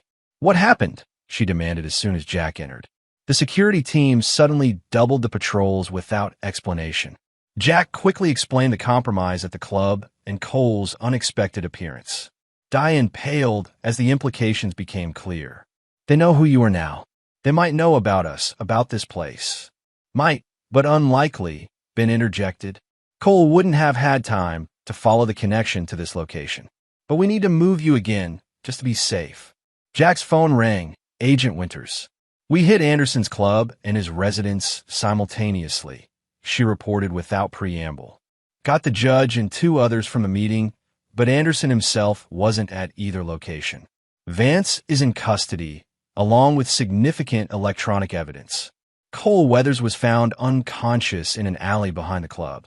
Looks like Anderson's people tried to silence him." "And Miguel?" Jack asked, concerned for his friend.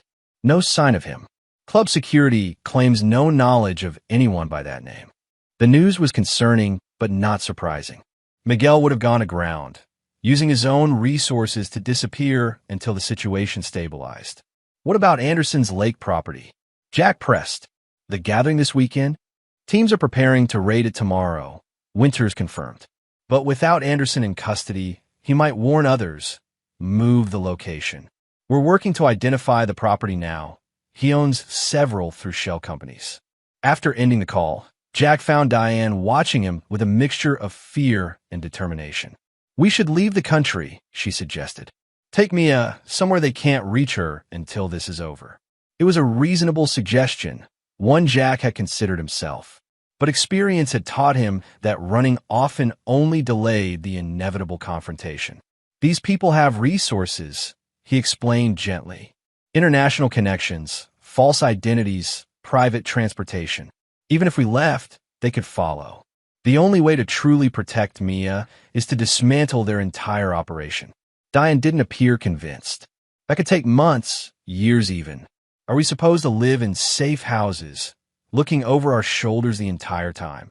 Before Jack could respond, Ben returned from checking the property's perimeter. "We've got vehicles approaching," he reported tersely. 2 SUVs, no headlights, coming up the access road. Not law enforcement patterns. Jack moved immediately to action. "Initiate evacuation protocol. Get Diane and Mia to the fallback location."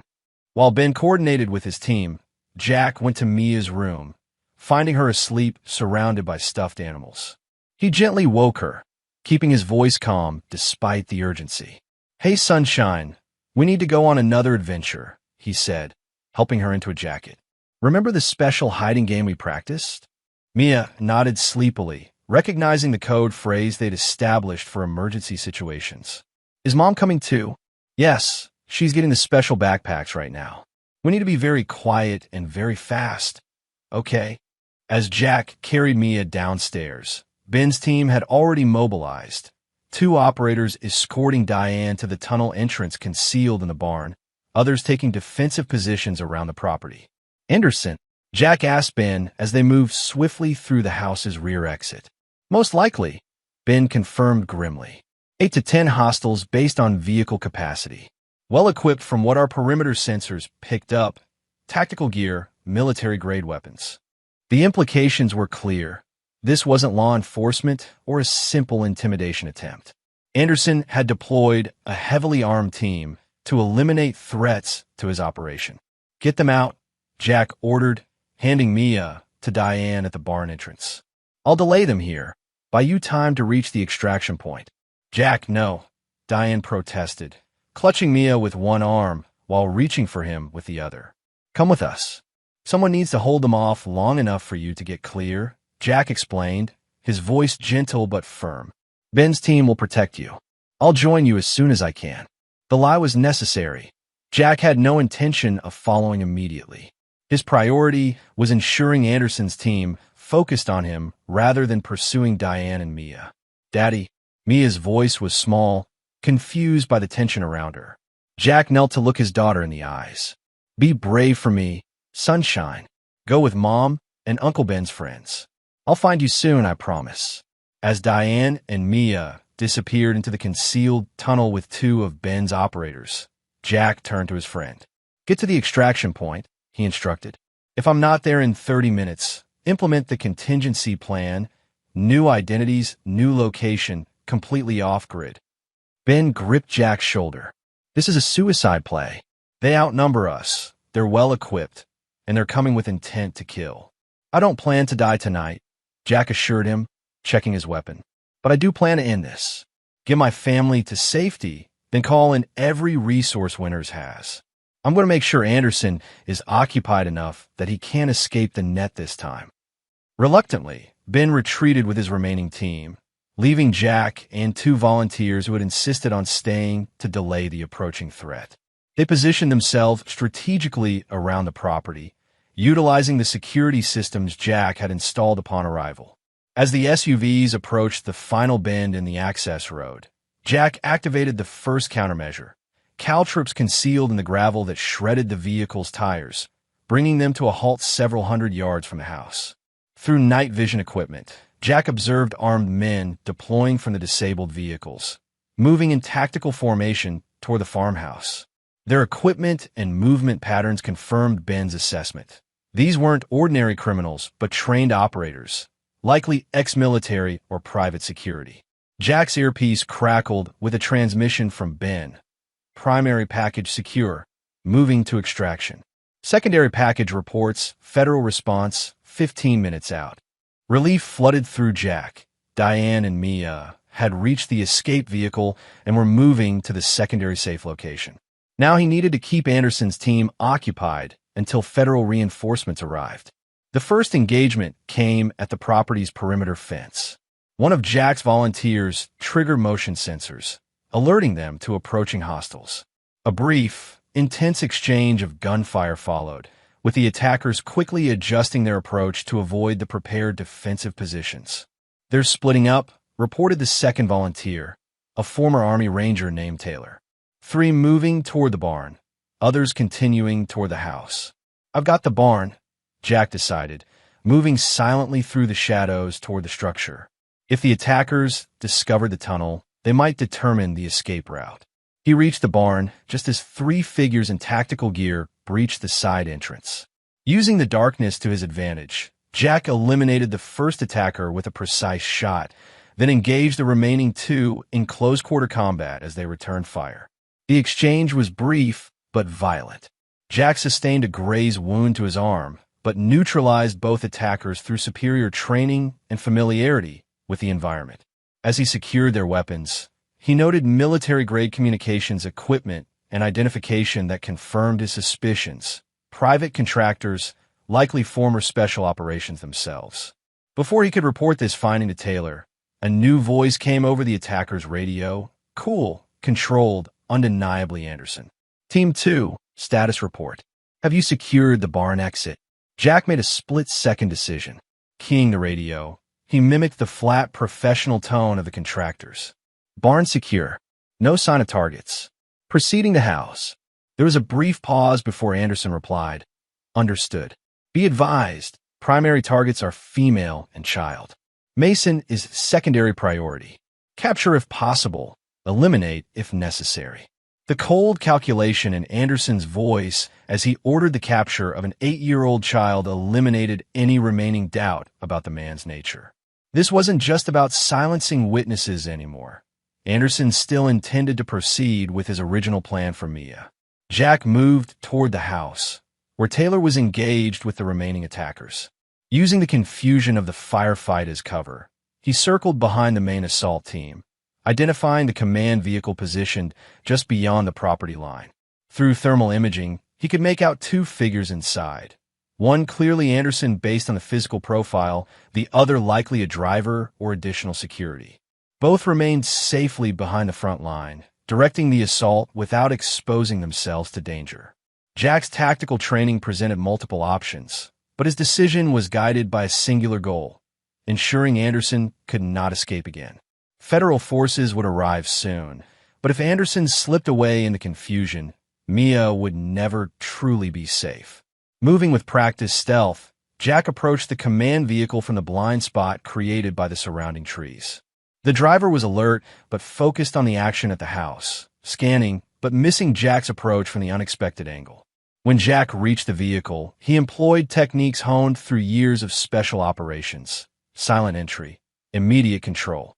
The driver had only a moment to register surprise before Jack subdued him with precise efficiency. Anderson, focused on communications with his assault team, didn't realize the threat until Jack was already inside the vehicle, weapon trained on him with unwavering precision. "This ends now," Jack said quietly, the cold fury in his voice more effective than any shout. Anderson's composure cracked only briefly before his practiced mask of control returned. "Mason, I should have anticipated your direct approach. Call them off," Jack ordered, gesturing to the radio. "Tell your team to stand down and surrender to authorities." A thin smile crossed Anderson's face. "Or what? You'll kill me?" That would be convenient for some very powerful people who would prefer I don't have the opportunity to name names. "I'm not interested in your deals or your powerful friends," Jack replied evenly. "My only concern is ensuring you never threaten my daughter again." Anderson's eyes narrowed calculatingly. "A noble sentiment, but you should know this goes far beyond me. The organization I represent has international reach, resources beyond what you can imagine. Even if I'm removed from the equation, others will step forward. Then I'll deal with them too," Jack said simply. Before Anderson could respond, the radio crackled with urgent reports: federal vehicles approaching, team members down, requests for extraction. The operation was collapsing around him, his carefully constructed network suddenly vulnerable. "You've no idea what you've done," Anderson said, his composed facade finally cracking to reveal the rage beneath. "The people I protect, the interests I serve, they don't forgive intervention." "Neither do I," Jack replied, unmoved by the threat. In the distance, sirens wailed as federal response teams finally arrived. Through the vehicle's windows, Jack could see the flashing lights of multiple vehicles converging on the property. Anderson's expression shifted subtly, calculation replacing anger as he assessed his dwindling options. "Perhaps we can reach an arrangement," he suggested, his tone modulating to one of reasonable negotiation. "My organization has resources that could benefit your family. Complete security, financial provision, a new identity beyond reach of any threat." The offer was as transparent as it was desperate, a final attempt to escape the consequences now bearing down on him. "The only arrangement I'm interested in," Jack said coldly, "is the one where you spend the rest of your life in a cell, unable to harm another child. And if that's not possible, I'll settle for ensuring you're no longer a threat by any means necessary." As federal agents surrounded the vehicle, Jack maintained his position, weapon trained on Anderson, until properly identified authorities took control of the situation. Only when Anderson was securely in federal custody did Jack finally lower his weapon, the adrenaline of combat giving way to bone-deep exhaustion. Agent Winters found him sitting on the bumper of an ambulance as paramedics treated his arm wound. "Anderson secure," she reported, satisfaction evident beneath her professional demeanor. "Based on intelligence from tonight's raid and what we found at his residence, we've already identified 3 more key members of the network. International partners are moving on offshore operations as we speak." "And Mia? Diane?" Jack asked, his priorities unchanged despite the victory. "Safe at the secondary location with Ben's team," Winters confirmed. "We'll need to keep them in protective custody until the operation concludes, but the immediate threat has been neutralized." As dawn broke over the farmhouse, Now a bustling crime scene with federal agents processing evidence and securing prisoners. Jack allowed himself a moment of cautious hope. For the first time since discovering Warren Blake's true nature, he could see a path forward, not just to safety, but to justice. Anderson and his network were facing the full weight of federal prosecution, with evidence mounting by the hour. Warren Blake remained in custody, his cooperation now secure by the collapse of the protection he had counted on. The threat that had hung over Jack's family for weeks was finally being dismantled, piece by piece. But as Jack prepared to join Diane and Mia at the safe location, he knew their journey was far from over. The legal proceedings would take months, possibly years. The trauma Mia had experienced would require ongoing support and healing. And his relationship with Diane remained complicated by both past betrayals and recent solidarity. Still, for the first time in what felt like an eternity, Jack allowed himself to believe that his family might eventually find not just safety, but peace. Chapter 8. Reconstruction. 1 month after Anderson's arrest, the Mason family remained under protective custody in a comfortable but secure FBI safe house outside Portland. The sprawling ranch-style home offered space and privacy while maintaining the security protocols necessary to protect key witnesses in a high-profile federal case. For Mia, the transition had been difficult but manageable. Her enrollment in a nearby school under an assumed name provided much-needed routine, while twice-weekly therapy sessions helped her process the ongoing disruption to her life. Though she occasionally asked when they could go home, she had adapted to their temporary circumstances with remarkable resilience. Diane had undergone perhaps the most profound transformation. The events of the past months had stripped away her former complacency, replacing it with vigilant awareness and a fierce protectiveness toward Mia. She had become an active participant in security briefings, learning threat assessment and emergency protocols with dedicated focus. Jack observed these changes with cautious optimism. The woman who had once been blind to Warren's predatory nature now instinctively registered potential dangers in their environment. The wife who had drifted away during his deployments now engaged him in meaningful conversations about their future, separate or together. On a crisp autumn morning, Jack sat on the safe house's covered porch, reviewing updates from Agent Winters. The case against Anderson and his network continued to expand, with investigations now spanning multiple countries. Warren Blake had turned state's evidence, providing detailed testimony about the organization's operations in exchange for consideration during sentencing. Diane joined him, carrying 2 mugs of coffee. "Good news?" she asked, noting his focused expression. "Progress," Jack replied, accepting the offered mug. They've identified 3 more high-level members of Anderson's network, including a federal prosecutor who was helping bury cases. Diane settled into the adjacent chair, pulling her sweater tighter against the morning chill. Will it ever really be over? Will Mia ever be completely safe? It was the question that haunted them both, whether dismantling Anderson's immediate circle would truly eliminate the threat, or whether the network's reach extended beyond what they had yet uncovered. No operation survives having its leadership and infrastructure exposed, Jack said after a thoughtful pause. These organizations thrive on secrecy and protection from powerful figures. With those elements compromised, they collapse. But new ones form, Diane pointed out softly. Jack couldn't deny this reality. Yes, but without specific interest in Mia. She would no longer be a specific target, just a child we need to protect like any parents would. Diane nodded, absorbing this distinction. After a moment of silence, she asked the question that had hovered between them for weeks. "What about us, Jack? Where do we go from here?" Jack took a slow sip of his coffee, considering. The betrayal still ached when he allowed himself to dwell on it, but the intensity had faded as they'd faced greater threats together. "I don't know," he admitted honestly. "A part of me wants to forgive everything and start fresh for Mia's sake. Another part can't forget finding Warren in our home that night, knowing you gave him a key." "I wouldn't forgive me either," Diane said quietly. "What I did was unforgivable, not just the affair, but bringing danger into our daughter's life." She looked out at the distant mountains. But I want you to know I'll spend the rest of my life making it up to Mia. And to you if you'll let me. Before Jack could respond, his phone buzzed with a message from Agent Winters. Need to speak with you both immediately. Arriving in 20. When Winters arrived, her typically composed expression was tense with new urgency. She joined them in the safe house's secured office, activating additional privacy protocols before speaking. We have a situation, she began without preamble. Warren Blake was being transferred to a different facility this morning when the transport was attacked. 3 marshals dead, Blake extracted by unknown assailants. Jack felt Diane stiffen beside him. Anderson's people? Unlikely, Winters replied. Anderson's remaining associates are scattered, most in custody or hiding. This was too organized, too precise. She paused.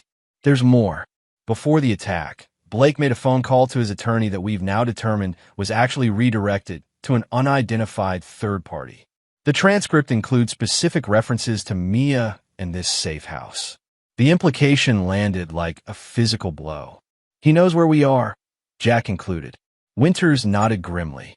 We're implementing immediate relocation protocols. A team is already preparing transport, and we've doubled the perimeter security until you're airborne. As Winters coordinated with her team, Jack pulled Diane aside. This doesn't make sense, he said quietly. If Anderson's network is compromised, who would risk extracting Warren? Who else would have interest in him? Or us? Diane's face had gone pale with fear, but her mind worked through the problem with newfound clarity. What if this isn't about the trafficking network at all? What if it's something else Warren was involved in? Something we haven't uncovered yet? The possibility hung between them as they hurried to pack essentials. Mia was collected early from school, confused and frightened by the sudden urgency, but cooperative as they explained another special trip was necessary. Hours later, they were airborne in an unmarked FBI helicopter, destination classified even to them for security purposes. Jack watched the landscape blur beneath them, his mind racing through scenarios and contingencies. Warren Blake was free, armed with knowledge of their location and identities. The threat had evolved yet again, becoming more personal and unpredictable. Beside him, Diane clutched Mia to her side, the girl finally sleeping after the stress of their hasty departure. In the dim light of the helicopter cabin, Diane's expression reflected the same determined protectiveness Jack felt, a shared purpose that transcended their fractured relationship. We'll get through this, he said, just loudly enough to be heard over the helicopter's engines. Diane nodded, reaching out to briefly squeeze his hand. Together, it wasn't forgiveness or reconciliation, not yet, but it was a commitment to the priority they both held above all else, keeping Mia safe whatever that required. What neither of them realized was that Warren's escape had set in motion events that would force them to confront not just external threats, but the foundation of their relationship itself, and ultimately determine whether their family could be salvaged from the wreckage of betrayal and danger. Chapter 9. Final Reckonings. The new safe house, a modernized bunker built into a mountainside in rural Wyoming, offered security at the cost of comfort. Designed for maximum protection rather than extended habitation, its concrete walls and limited windows created an atmosphere of confinement that wore on all of them as days stretched into weeks. Mia struggled most visibly with the restrictions. Without school or external activities, she became withdrawn and irritable, her normally sunny personality dimmed by the ongoing disruption to her life. The dedicated FBI child psychologist who visited twice weekly reported concerning levels of anxiety and signs of depression. She needs stability, the psychologist, Dr. Porter, told Jack and Diane during one consultation. Children are resilient, but there are limits to what they can process. Being constantly uprooted, constantly in danger, it creates lasting trauma. What choice do we have? Diane asked, frustration edging her voice. Warren's still out there, potentially with new allies we know nothing about. I understand the security concerns, Dr. Porter replied gently. I'm simply telling you the psychological cost to Mia. Decisions about how to balance those considerations are yours as parents. The conversation weighed heavily on Jack as he conducted his daily security check of the facility's perimeter. 3 FBI agents maintained constant guard, but Jack's military experience made him value personal verification over relayed assurances. As he completed his inspection, Agent Winters arrived for their weekly briefing, bringing updates on the investigation into Warren's escape and current threat assessments. Facial recognition picked him up at a bus station in Oklahoma 2 days ago, she reported, displaying the grainy security footage on her tablet. By the time local agents responded, he was gone. But we found this in a locker rented under one of his known aliases. She produced photographs of handwritten notes, locations, dates, names. Jack recognized some as places they had stayed during their relocation process, others as members of Ben's security team. He's been tracking us, Jack concluded, building a comprehensive intelligence file. Yes, but there's more, Winters said, her expression grave. The names include people connected to neither your family nor Anderson's network. We've identified several as private military contractors with specific expertise in extraction operations. He's building a team, Jack realized. But why? The trafficking network is exposed. Even if he somehow managed to reach Mia, every law enforcement agency in the country would be hunting him. We think his motivation has shifted from his original interest in Mia to revenge against you, Winters explained. The notes include detailed information about your military background, your known associates, even psychological assessments of your likely responses to various scenarios. The revelation was disturbing, but not entirely surprising. Jack had humiliated Warren, thwarted his plans, and ultimately been instrumental in dismantling the network that had protected him. Revenge was a powerful motivator, especially for someone with Warren's psychological profile. What about the people who broke him out? Diane asked. Who are they? Winters hesitated before answering. That's where things get complicated. The operation was too sophisticated for someone with Warren's limited resources to have arranged, especially from custody. We believe he had help from someone with significant capabilities. Anderson's organization had deep pockets, Jack suggested. That was our initial theory, Winters acknowledged. But recent intelligence suggests another possibility. She paused, choosing her words carefully. We've uncovered communication between Warren and Cole Weathers dating back years before Warren met Diane. Communication that references financial transactions and shared business interests outside of real estate. Jack processed this information, connecting it to his earlier suspicions. They weren't just acquaintances who reconnected through a mutual grudge against me. They were partners all along. Appears that way, Winters confirmed. And based on what we found, their partnership extended beyond just the two of them. We're looking at what appears to be a separate organization, smaller than Anderson's network, but potentially more dangerous because of its focus on vengeance rather than profit. The implications were disturbing. Warren wasn't just a predator who had targeted Mia through opportunity. He was part of a coordinated operation that had deliberately infiltrated their lives, using Diane as an unwitting pawn. After Winters departed, Jack shared the new information with Diane, watching her face as understanding dawned. He planned it from the beginning, she whispered, horror evident in her voice. Meeting me at the real estate office, pursuing a relationship. It was all deliberate. It seems that way, Jack confirmed gently. Though we still don't know the full extent of their original plan or how it connected to Anderson's operation. Diane pressed her hands to her face. I was such a fool, so completely blind. Jack watched her struggle with this new layer of betrayal. Despite everything that had happened between them, he couldn't help feeling sympathy for her position. Warren had manipulated her expertly, exploiting vulnerabilities in their marriage that Jack himself had helped create through his absences. We both missed signs we should have seen, he acknowledged.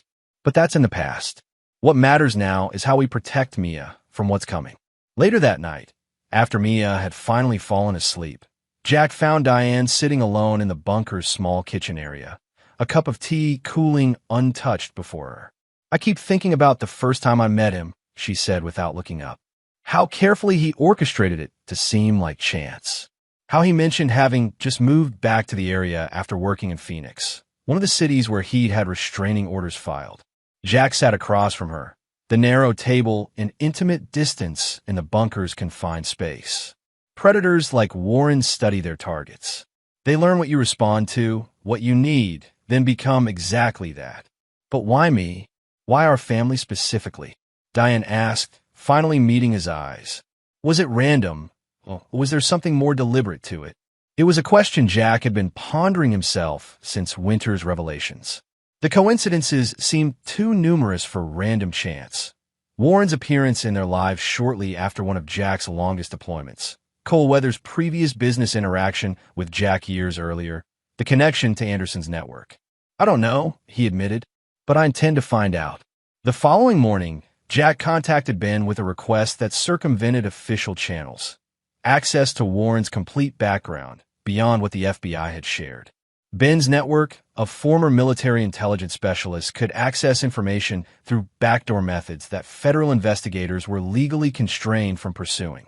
3 days later, Ben arrived personally at the bunker, bringing not just information, but a theory that connected disparate elements into a disturbing pattern.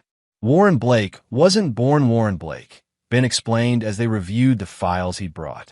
His original name was Warren Kessler, son of Victor Kessler. The name triggered immediate recognition for Jack. The arms dealer? The one we intercepted in Croatia? Ben nodded grimly. The very same. Operation Blackfish, 2016. You led the team that captured Victor Kessler after a 3-year intelligence operation. He died in federal custody a year later.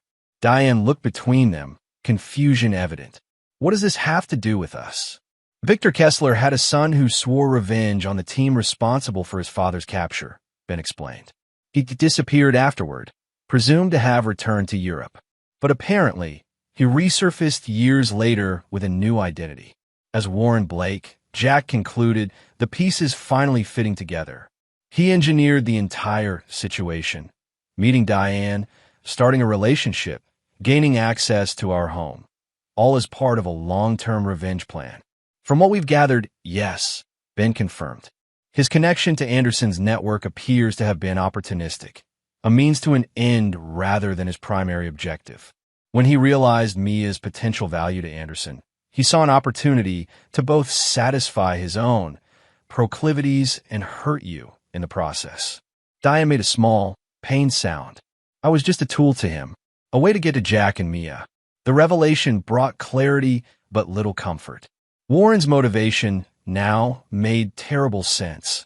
A calculated vengeance years in the planning, using Jack's family as the instruments of his retribution. Does Winters know about this connection?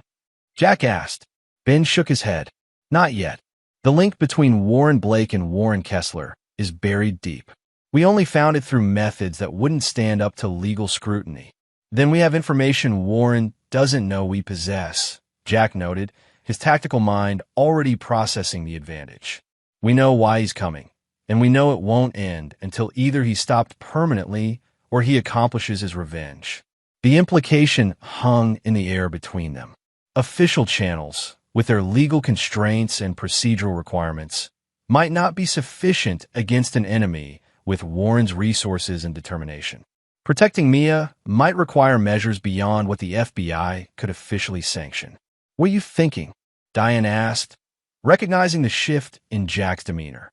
That we can't keep running forever, Jack replied simply. That Mia deserves a normal life without living in fear. That sometimes the only way to end a threat is to confront it directly. Ben studied his friend with knowing eyes. You're talking about drawing him out, using yourself as bait. I'm talking about finishing what he started, Jack corrected. On our terms, not his. The plan that emerged over the following days was ruthlessly simple in concept, complex in execution. Rather than continuing to hide, Jack would create the appearance of a family fracture, ostensibly leaving protective custody after a disagreement with Diane about their future. This visible separation would present Warren with the opportunity he sought, a chance to strike at Jack when he appeared vulnerable and isolated. Agent Winters opposed the plan vehemently when Jack finally shared a modified version with her, omitting the connection to Warren's true identity and presenting it as a necessary measure to resolve the ongoing threat. It's reckless and unnecessary, she argued. We're making progress, tracking his movements. Eventually, he'll make a mistake, and we'll apprehend him through proper channels. Eventually isn't good enough, Jack countered. My daughter is living in a concrete bunker, showing signs of psychological trauma. Diane and I are effectively prisoners despite having committed no crime. How long do you expect us to live this way? Winters had no satisfactory answer. The reality of witness protection was harsh. Some families remained in the program for years, even decades, their former lives permanently abandoned. Give me a better option, Jack challenged. One that ends this definitively and allows Mia to grow up without constantly looking over her shoulder. In the end, Winters reluctantly agreed to provide limited support for Jack's plan, while maintaining official deniability. The FBI would monitor but not intervene unless absolutely necessary, allowing Jack and Ben's team the operational flexibility they needed. The first phase began with a carefully staged argument between Jack and Diane, conducted where Mia couldn't overhear, but FBI personnel monitoring the safe house could. The dispute, ostensibly about whether to accept permanent relocation under new identities, escalated until Jack stormed out, announcing his intention to handle Warren myself, rather than continue living in fear. Diane played her role perfectly, the genuine emotion behind her performance, making it entirely convincing. Only after the FBI agents reported Jack's departure did she break down, confessing to Winters that she feared Jack's reckless plan would get him killed. Information about Jack's departure was deliberately leaked through channels Warren was known to be monitoring. A trail of digital breadcrumbs led away from Wyoming toward Colorado, where Jack established residence in a remote cabin outside Durango that offered both isolation and tactical advantages. For 3 weeks, Jack maintained the appearance of a man, making minimal security preparations while primarily drowning his sorrows in isolation. He visited local establishments, made cursory efforts at surveillance that would be easily detected, and generally presented the image of a man whose military discipline had been compromised by emotional distress. When the first signs of surveillance appeared, unusual vehicles on the rural road, subtle disturbances to the security measures he'd visibly implemented, Jack recognized Warren's reconnaissance phase beginning. Rather than responding defensively, he maintained his vulnerable facade, even appearing intoxicated during trips into town to reinforce the impression of his compromised state. Behind this carefully constructed image, however, Jack's preparations were methodical and comprehensive. The cabin and surrounding area had been prepared with concealed surveillance, weapons caches, and escape routes known only to him and Ben's team, who maintained covert positions nearby. On the night Warren finally made his move, Jack was ready. The attack came just after midnight, a coordinated approach by 6 individuals using professional tactical methods. They disabled the visible security systems Jack had installed, established perimeter positions, and prepared for a simultaneous breach of all entrances. What they didn't know was that Jack had been awake and fully alert, monitoring their approach through hidden systems that remained undetected. As the assault team prepared to breach, Jack activated the first of several countermeasures, remote-triggered flashbang devices that disoriented 2 of the perimeter guards, followed by targeted suppressive fire that separated the remaining team members without directly engaging them.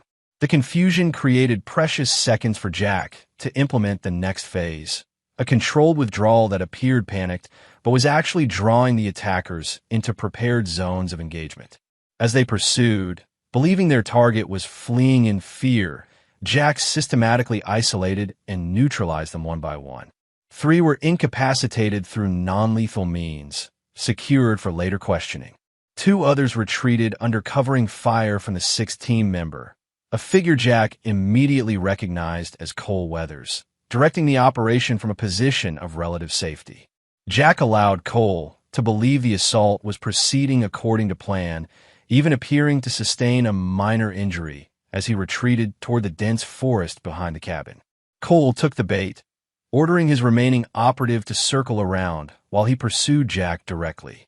In the darkness among the trees, roles reversed. Jack became the hunter, using his superior knowledge of the terrain and his years of special operations training to outmaneuver his pursuers. The remaining operative never saw Jack approach before a precisely applied choke hold rendered him unconscious. Cole, suddenly alone and realizing the situation had turned against him, attempted to retreat to their vehicles. He made it halfway across the clearing behind the cabin before Jack's voice stopped him.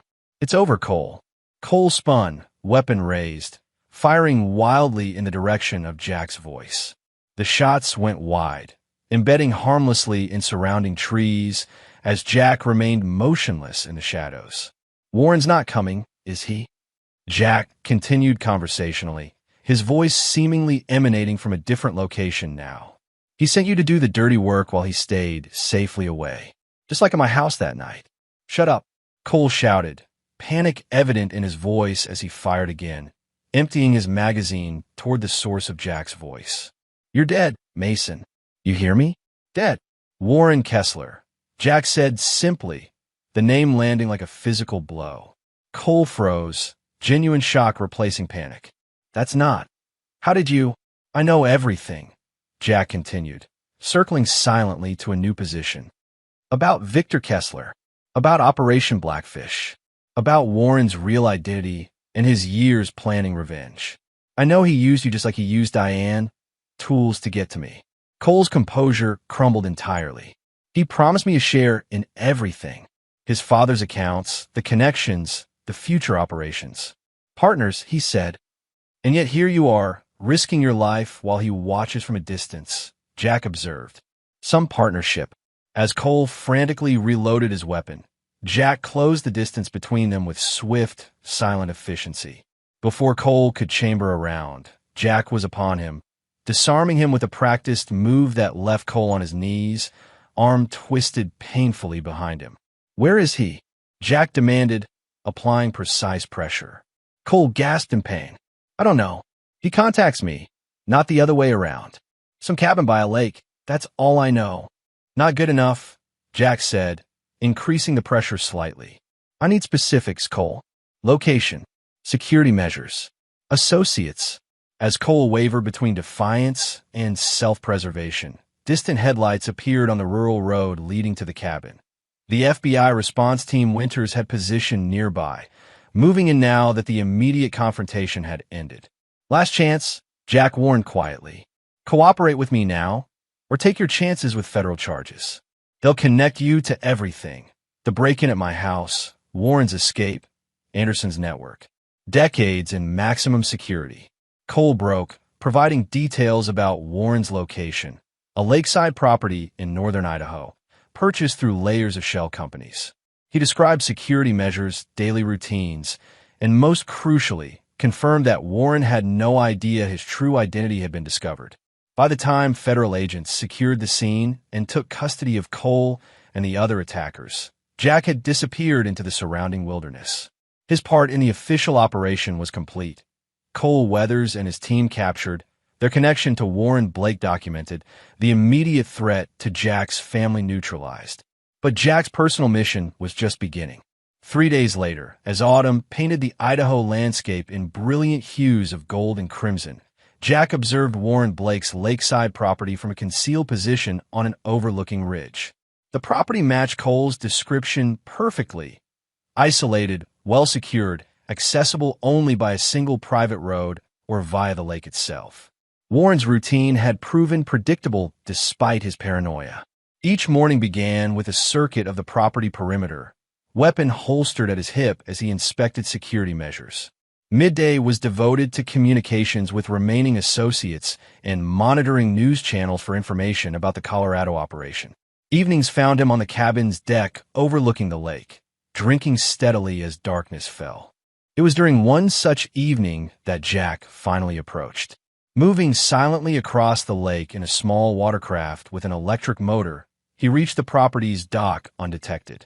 The typical security measures, motion sensors, cameras, perimeter alarms, had been carefully neutralized over the preceding 2 days through methods that would appear as system malfunctions rather than deliberate sabotage. Warren sat on his deck, tumbler of whiskey in hand, staring across the darkened lake with unfocused eyes. He didn't notice Jack's approach until a slight creak of the deck boards announced his presence. Warren's reaction was instantaneous, reaching for his holstered weapon while simultaneously lunging from his chair. But alcohol and complacency had dulled his reflexes. Before his hand closed around the gun, Jack had closed the distance between them, securing Warren's weapon arm in a mobilizing grip. "Hello, Warren," Jack said quietly. Or should I say, Warren Kessler? The name hit Warren like a physical blow. Shock replaced fear in his eyes, followed quickly by calculation. "Mason, how did you find me?" "Cole sends his regards," Jack replied. He was quite informative once he realized you'd sacrificed him. Warren's expression hardened. "So what now? You turn me into your FBI friends? Another trial, another chance for me to escape? This doesn't end until one of us is dead, Mason. You know that." "I do," Jack agreed simply. For a long moment, they remained frozen in tableau. Warren partially restrained but still dangerous, Jack maintaining control without applying lethal force. The moment stretched between them, filled with the weight of everything that had transpired since Warren first engineered his way into the Mason family's life. "Why Diane?" Jack asked finally. "Why not come directly for me?" A cruel smile twisted Warren's features. "Because killing you would have been too quick, too merciful. I wanted you to suffer first, to have your family destroyed from within, to watch your wife choose another man, to have your daughter's innocence corrupted. I wanted you to lose everything before you lost your life." The cold calculation of it, the years of planning, the deliberate targeting of Diane's vulnerabilities, the predatory interest in Mia, confirmed everything Jack had suspected. This wasn't just revenge, it was calculated psychological torture. And Anderson's network? Was that part of the original plan? Warren shrugged, wincing slightly as the movement strained against Jack's grip. An opportunity that presented itself. I recognized Anderson from certain online forums, made the connection to his organization. When he expressed interest in Mia's profile, it seemed like perfect symmetry. I would get my revenge, and he would get fresh merchandise for his clients. The casual way Warren referenced trafficking Mia broke something in Jack, a final restraint he'd maintained despite everything. His grip tightened involuntarily, eliciting a gasp of pain from Warren. "You won't kill me," Warren said through gritted teeth. "Not in cold blood. You're too bound by your moral code, your sense of justice." "You're right," Jack acknowledged, easing his grip slightly. "Which is why I've arranged something more appropriate." Warren's confidence faltered. "What are you talking about?" "Your father died in federal custody because other prisoners discovered the nature of his crimes. Not just arms dealing, but supplying weapons used against American forces," Jack explained conversationally. "I wonder how long you'll last once certain information about your interest in children circulates through the prison population." Fear flickered across Warren's face. "You're bluffing. The FBI has me isolated, protected." "The FBI doesn't have you at all," Jack pointed out. "Not yet. And when they do get you, certain details about your case will find their way to the right people. That's a promise." For the first time, genuine terror replaced calculation in Warren's expression. He knew, as Jack did, that certain crimes carry their own punishment within prison walls, justice administered by an unforgiving inmate code. "We could make a deal," Warren suggested desperately. "I have accounts offshore, connections your government would value. Information about operations even Anderson didn't know about." Jack regarded him impassively. "The only deal available to you is this. You provide complete, verifiable information about every associate, operation, victim. You spare no one, including yourself. In exchange, I ensure you serve your time in a facility where your survival is possible, if not comfortable. And if I refuse, then I walk away right now," Jack said simply. "And tomorrow, federal agents find this location, with evidence linking you not just to the attempt on my life, but to Anderson's network and multiple other crimes. What happens to you afterward is beyond my control or concern." Warren's shoulders slumped in defeat. The careful plotting, the years of preparation, the complex scheme of revenge, all had ultimately failed. Jack Mason had not only survived, but had systematically dismantled everything Warren had built, leaving him with nothing but the prospect of imprisonment and exposure. "I underestimated you," Warren admitted finally. "Just like my father did." "Yes," Jack agreed. "You did." By dawn, federal agents had secured the lakeside property and taken Warren into custody. The evidence recovered from his devices provided the final connections needed to dismantle what remained of both his personal revenge operation and Anderson's broader network. Warren himself, facing the inevitability of his situation, provided comprehensive testimony in exchange for the protection Jack had promised. Protection that would keep him alive in prison, if not comfortable. 2 months later, as winter settled over the mountain landscape, the Mason family gathered in a new home. A comfortable cabin in Montana purchased through a trust to maintain privacy while allowing them to begin rebuilding their lives. The property offered security without isolation, allowing Mia to attend a nearby school while maintaining necessary precautions. On a snowy December evening, as Mia played with her new puppy, a therapy dog recommended by Dr. Porter, Jack and Diane sat before the fireplace, the warmth of the flames a stark contrast to the chill outside. Warren's testimony secured convictions for Anderson and 3 more key members of the network, Jack reported, reading from Winter's latest update. International operations in 4 countries have been disrupted. They're estimating dozens of children rescued from trafficking situations. Diane nodded, watching Mia's carefree play with the puppy, moments of genuine joy that had been increasingly frequent as the immediate danger receded and stability returned to their lives. "It doesn't erase what happened," she said quietly, "or my role in it, however unwitting." "No," Jack agreed. "Some things can't be erased, only survived." The question of their marriage, whether to formally dissolve it or attempt reconstruction, remained unresolved. They functioned effectively as co-parents, their shared trauma creating a bond that transcended the betrayal that had preceded it. But rebuilding trust was a longer, more complex process than either had initially understood. "I spoke with Dr. Porter yesterday," Diane said after a comfortable silence. "She says Mia is making remarkable progress. The nightmares are less frequent, and her anxiety scores have improved significantly." "I've noticed," Jack replied, watching his daughter's uninhibited laughter as the puppy licked her face. "She seems more like herself again." "Dr. Porter credits you," Diane continued. "Your stability, your protection. She says children are remarkably resilient when they have at least one secure attachment figure they can trust absolutely." Jack absorbed this silently, the simple observation carrying profound meaning. Through everything, the betrayal, the danger, the necessary violence, his relationship with Mia had remained his anchor. Whatever else had fractured in their family structure, that core bond had held firm. "And us?" he asked finally, the question encompassing everything unresolved between them. "What happens now?" Diane considered carefully before answering. "I don't know if we can go back to what we were. Too much has happened." She paused, gathering courage. "But I'd like to find out what we could be going forward, if you're willing." It wasn't forgiveness or reconciliation, not yet. But it was an opening, a possibility neither had been ready to consider in the immediate aftermath of Warren's initial exposure. The shared crucible of danger and protection had forged something new between them.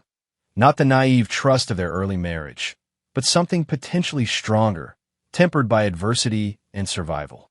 "One day at a time," Jack suggested, extending his hand across the space between them. Diane took it, her fingers intertwining with his. "One day at a time," she agreed. As snow fell gently outside their mountain sanctuary, the Mason family continued their gradual healing, not returning to what had been, but carefully constructing what might be. The threats that had nearly destroyed them had been neutralized, the predators who had targeted them contained. What remained was the patient work of rebuilding, a family changed by trauma, but not defined by it, finding its way forward into an uncertain but hopeful future. Mia's laughter filled the cabin as her puppy performed an enthusiastic but uncoordinated trick. Jack and Diane laughed with her, the sound carrying notes of genuine joy that had been absent for too long. It wasn't a perfect ending, Life rarely offered those, but it was a beginning, forged from the ashes of what had nearly been lost.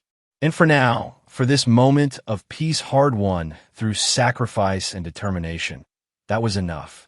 And there you have it. Another story comes to an end. What did you think? I'd love to hear your thoughts in the comments below. If you enjoy this story, consider joining our community by subscribing. It means the world to us. For more stories like this one, check out the recommended videos on screen. And I'll see you there.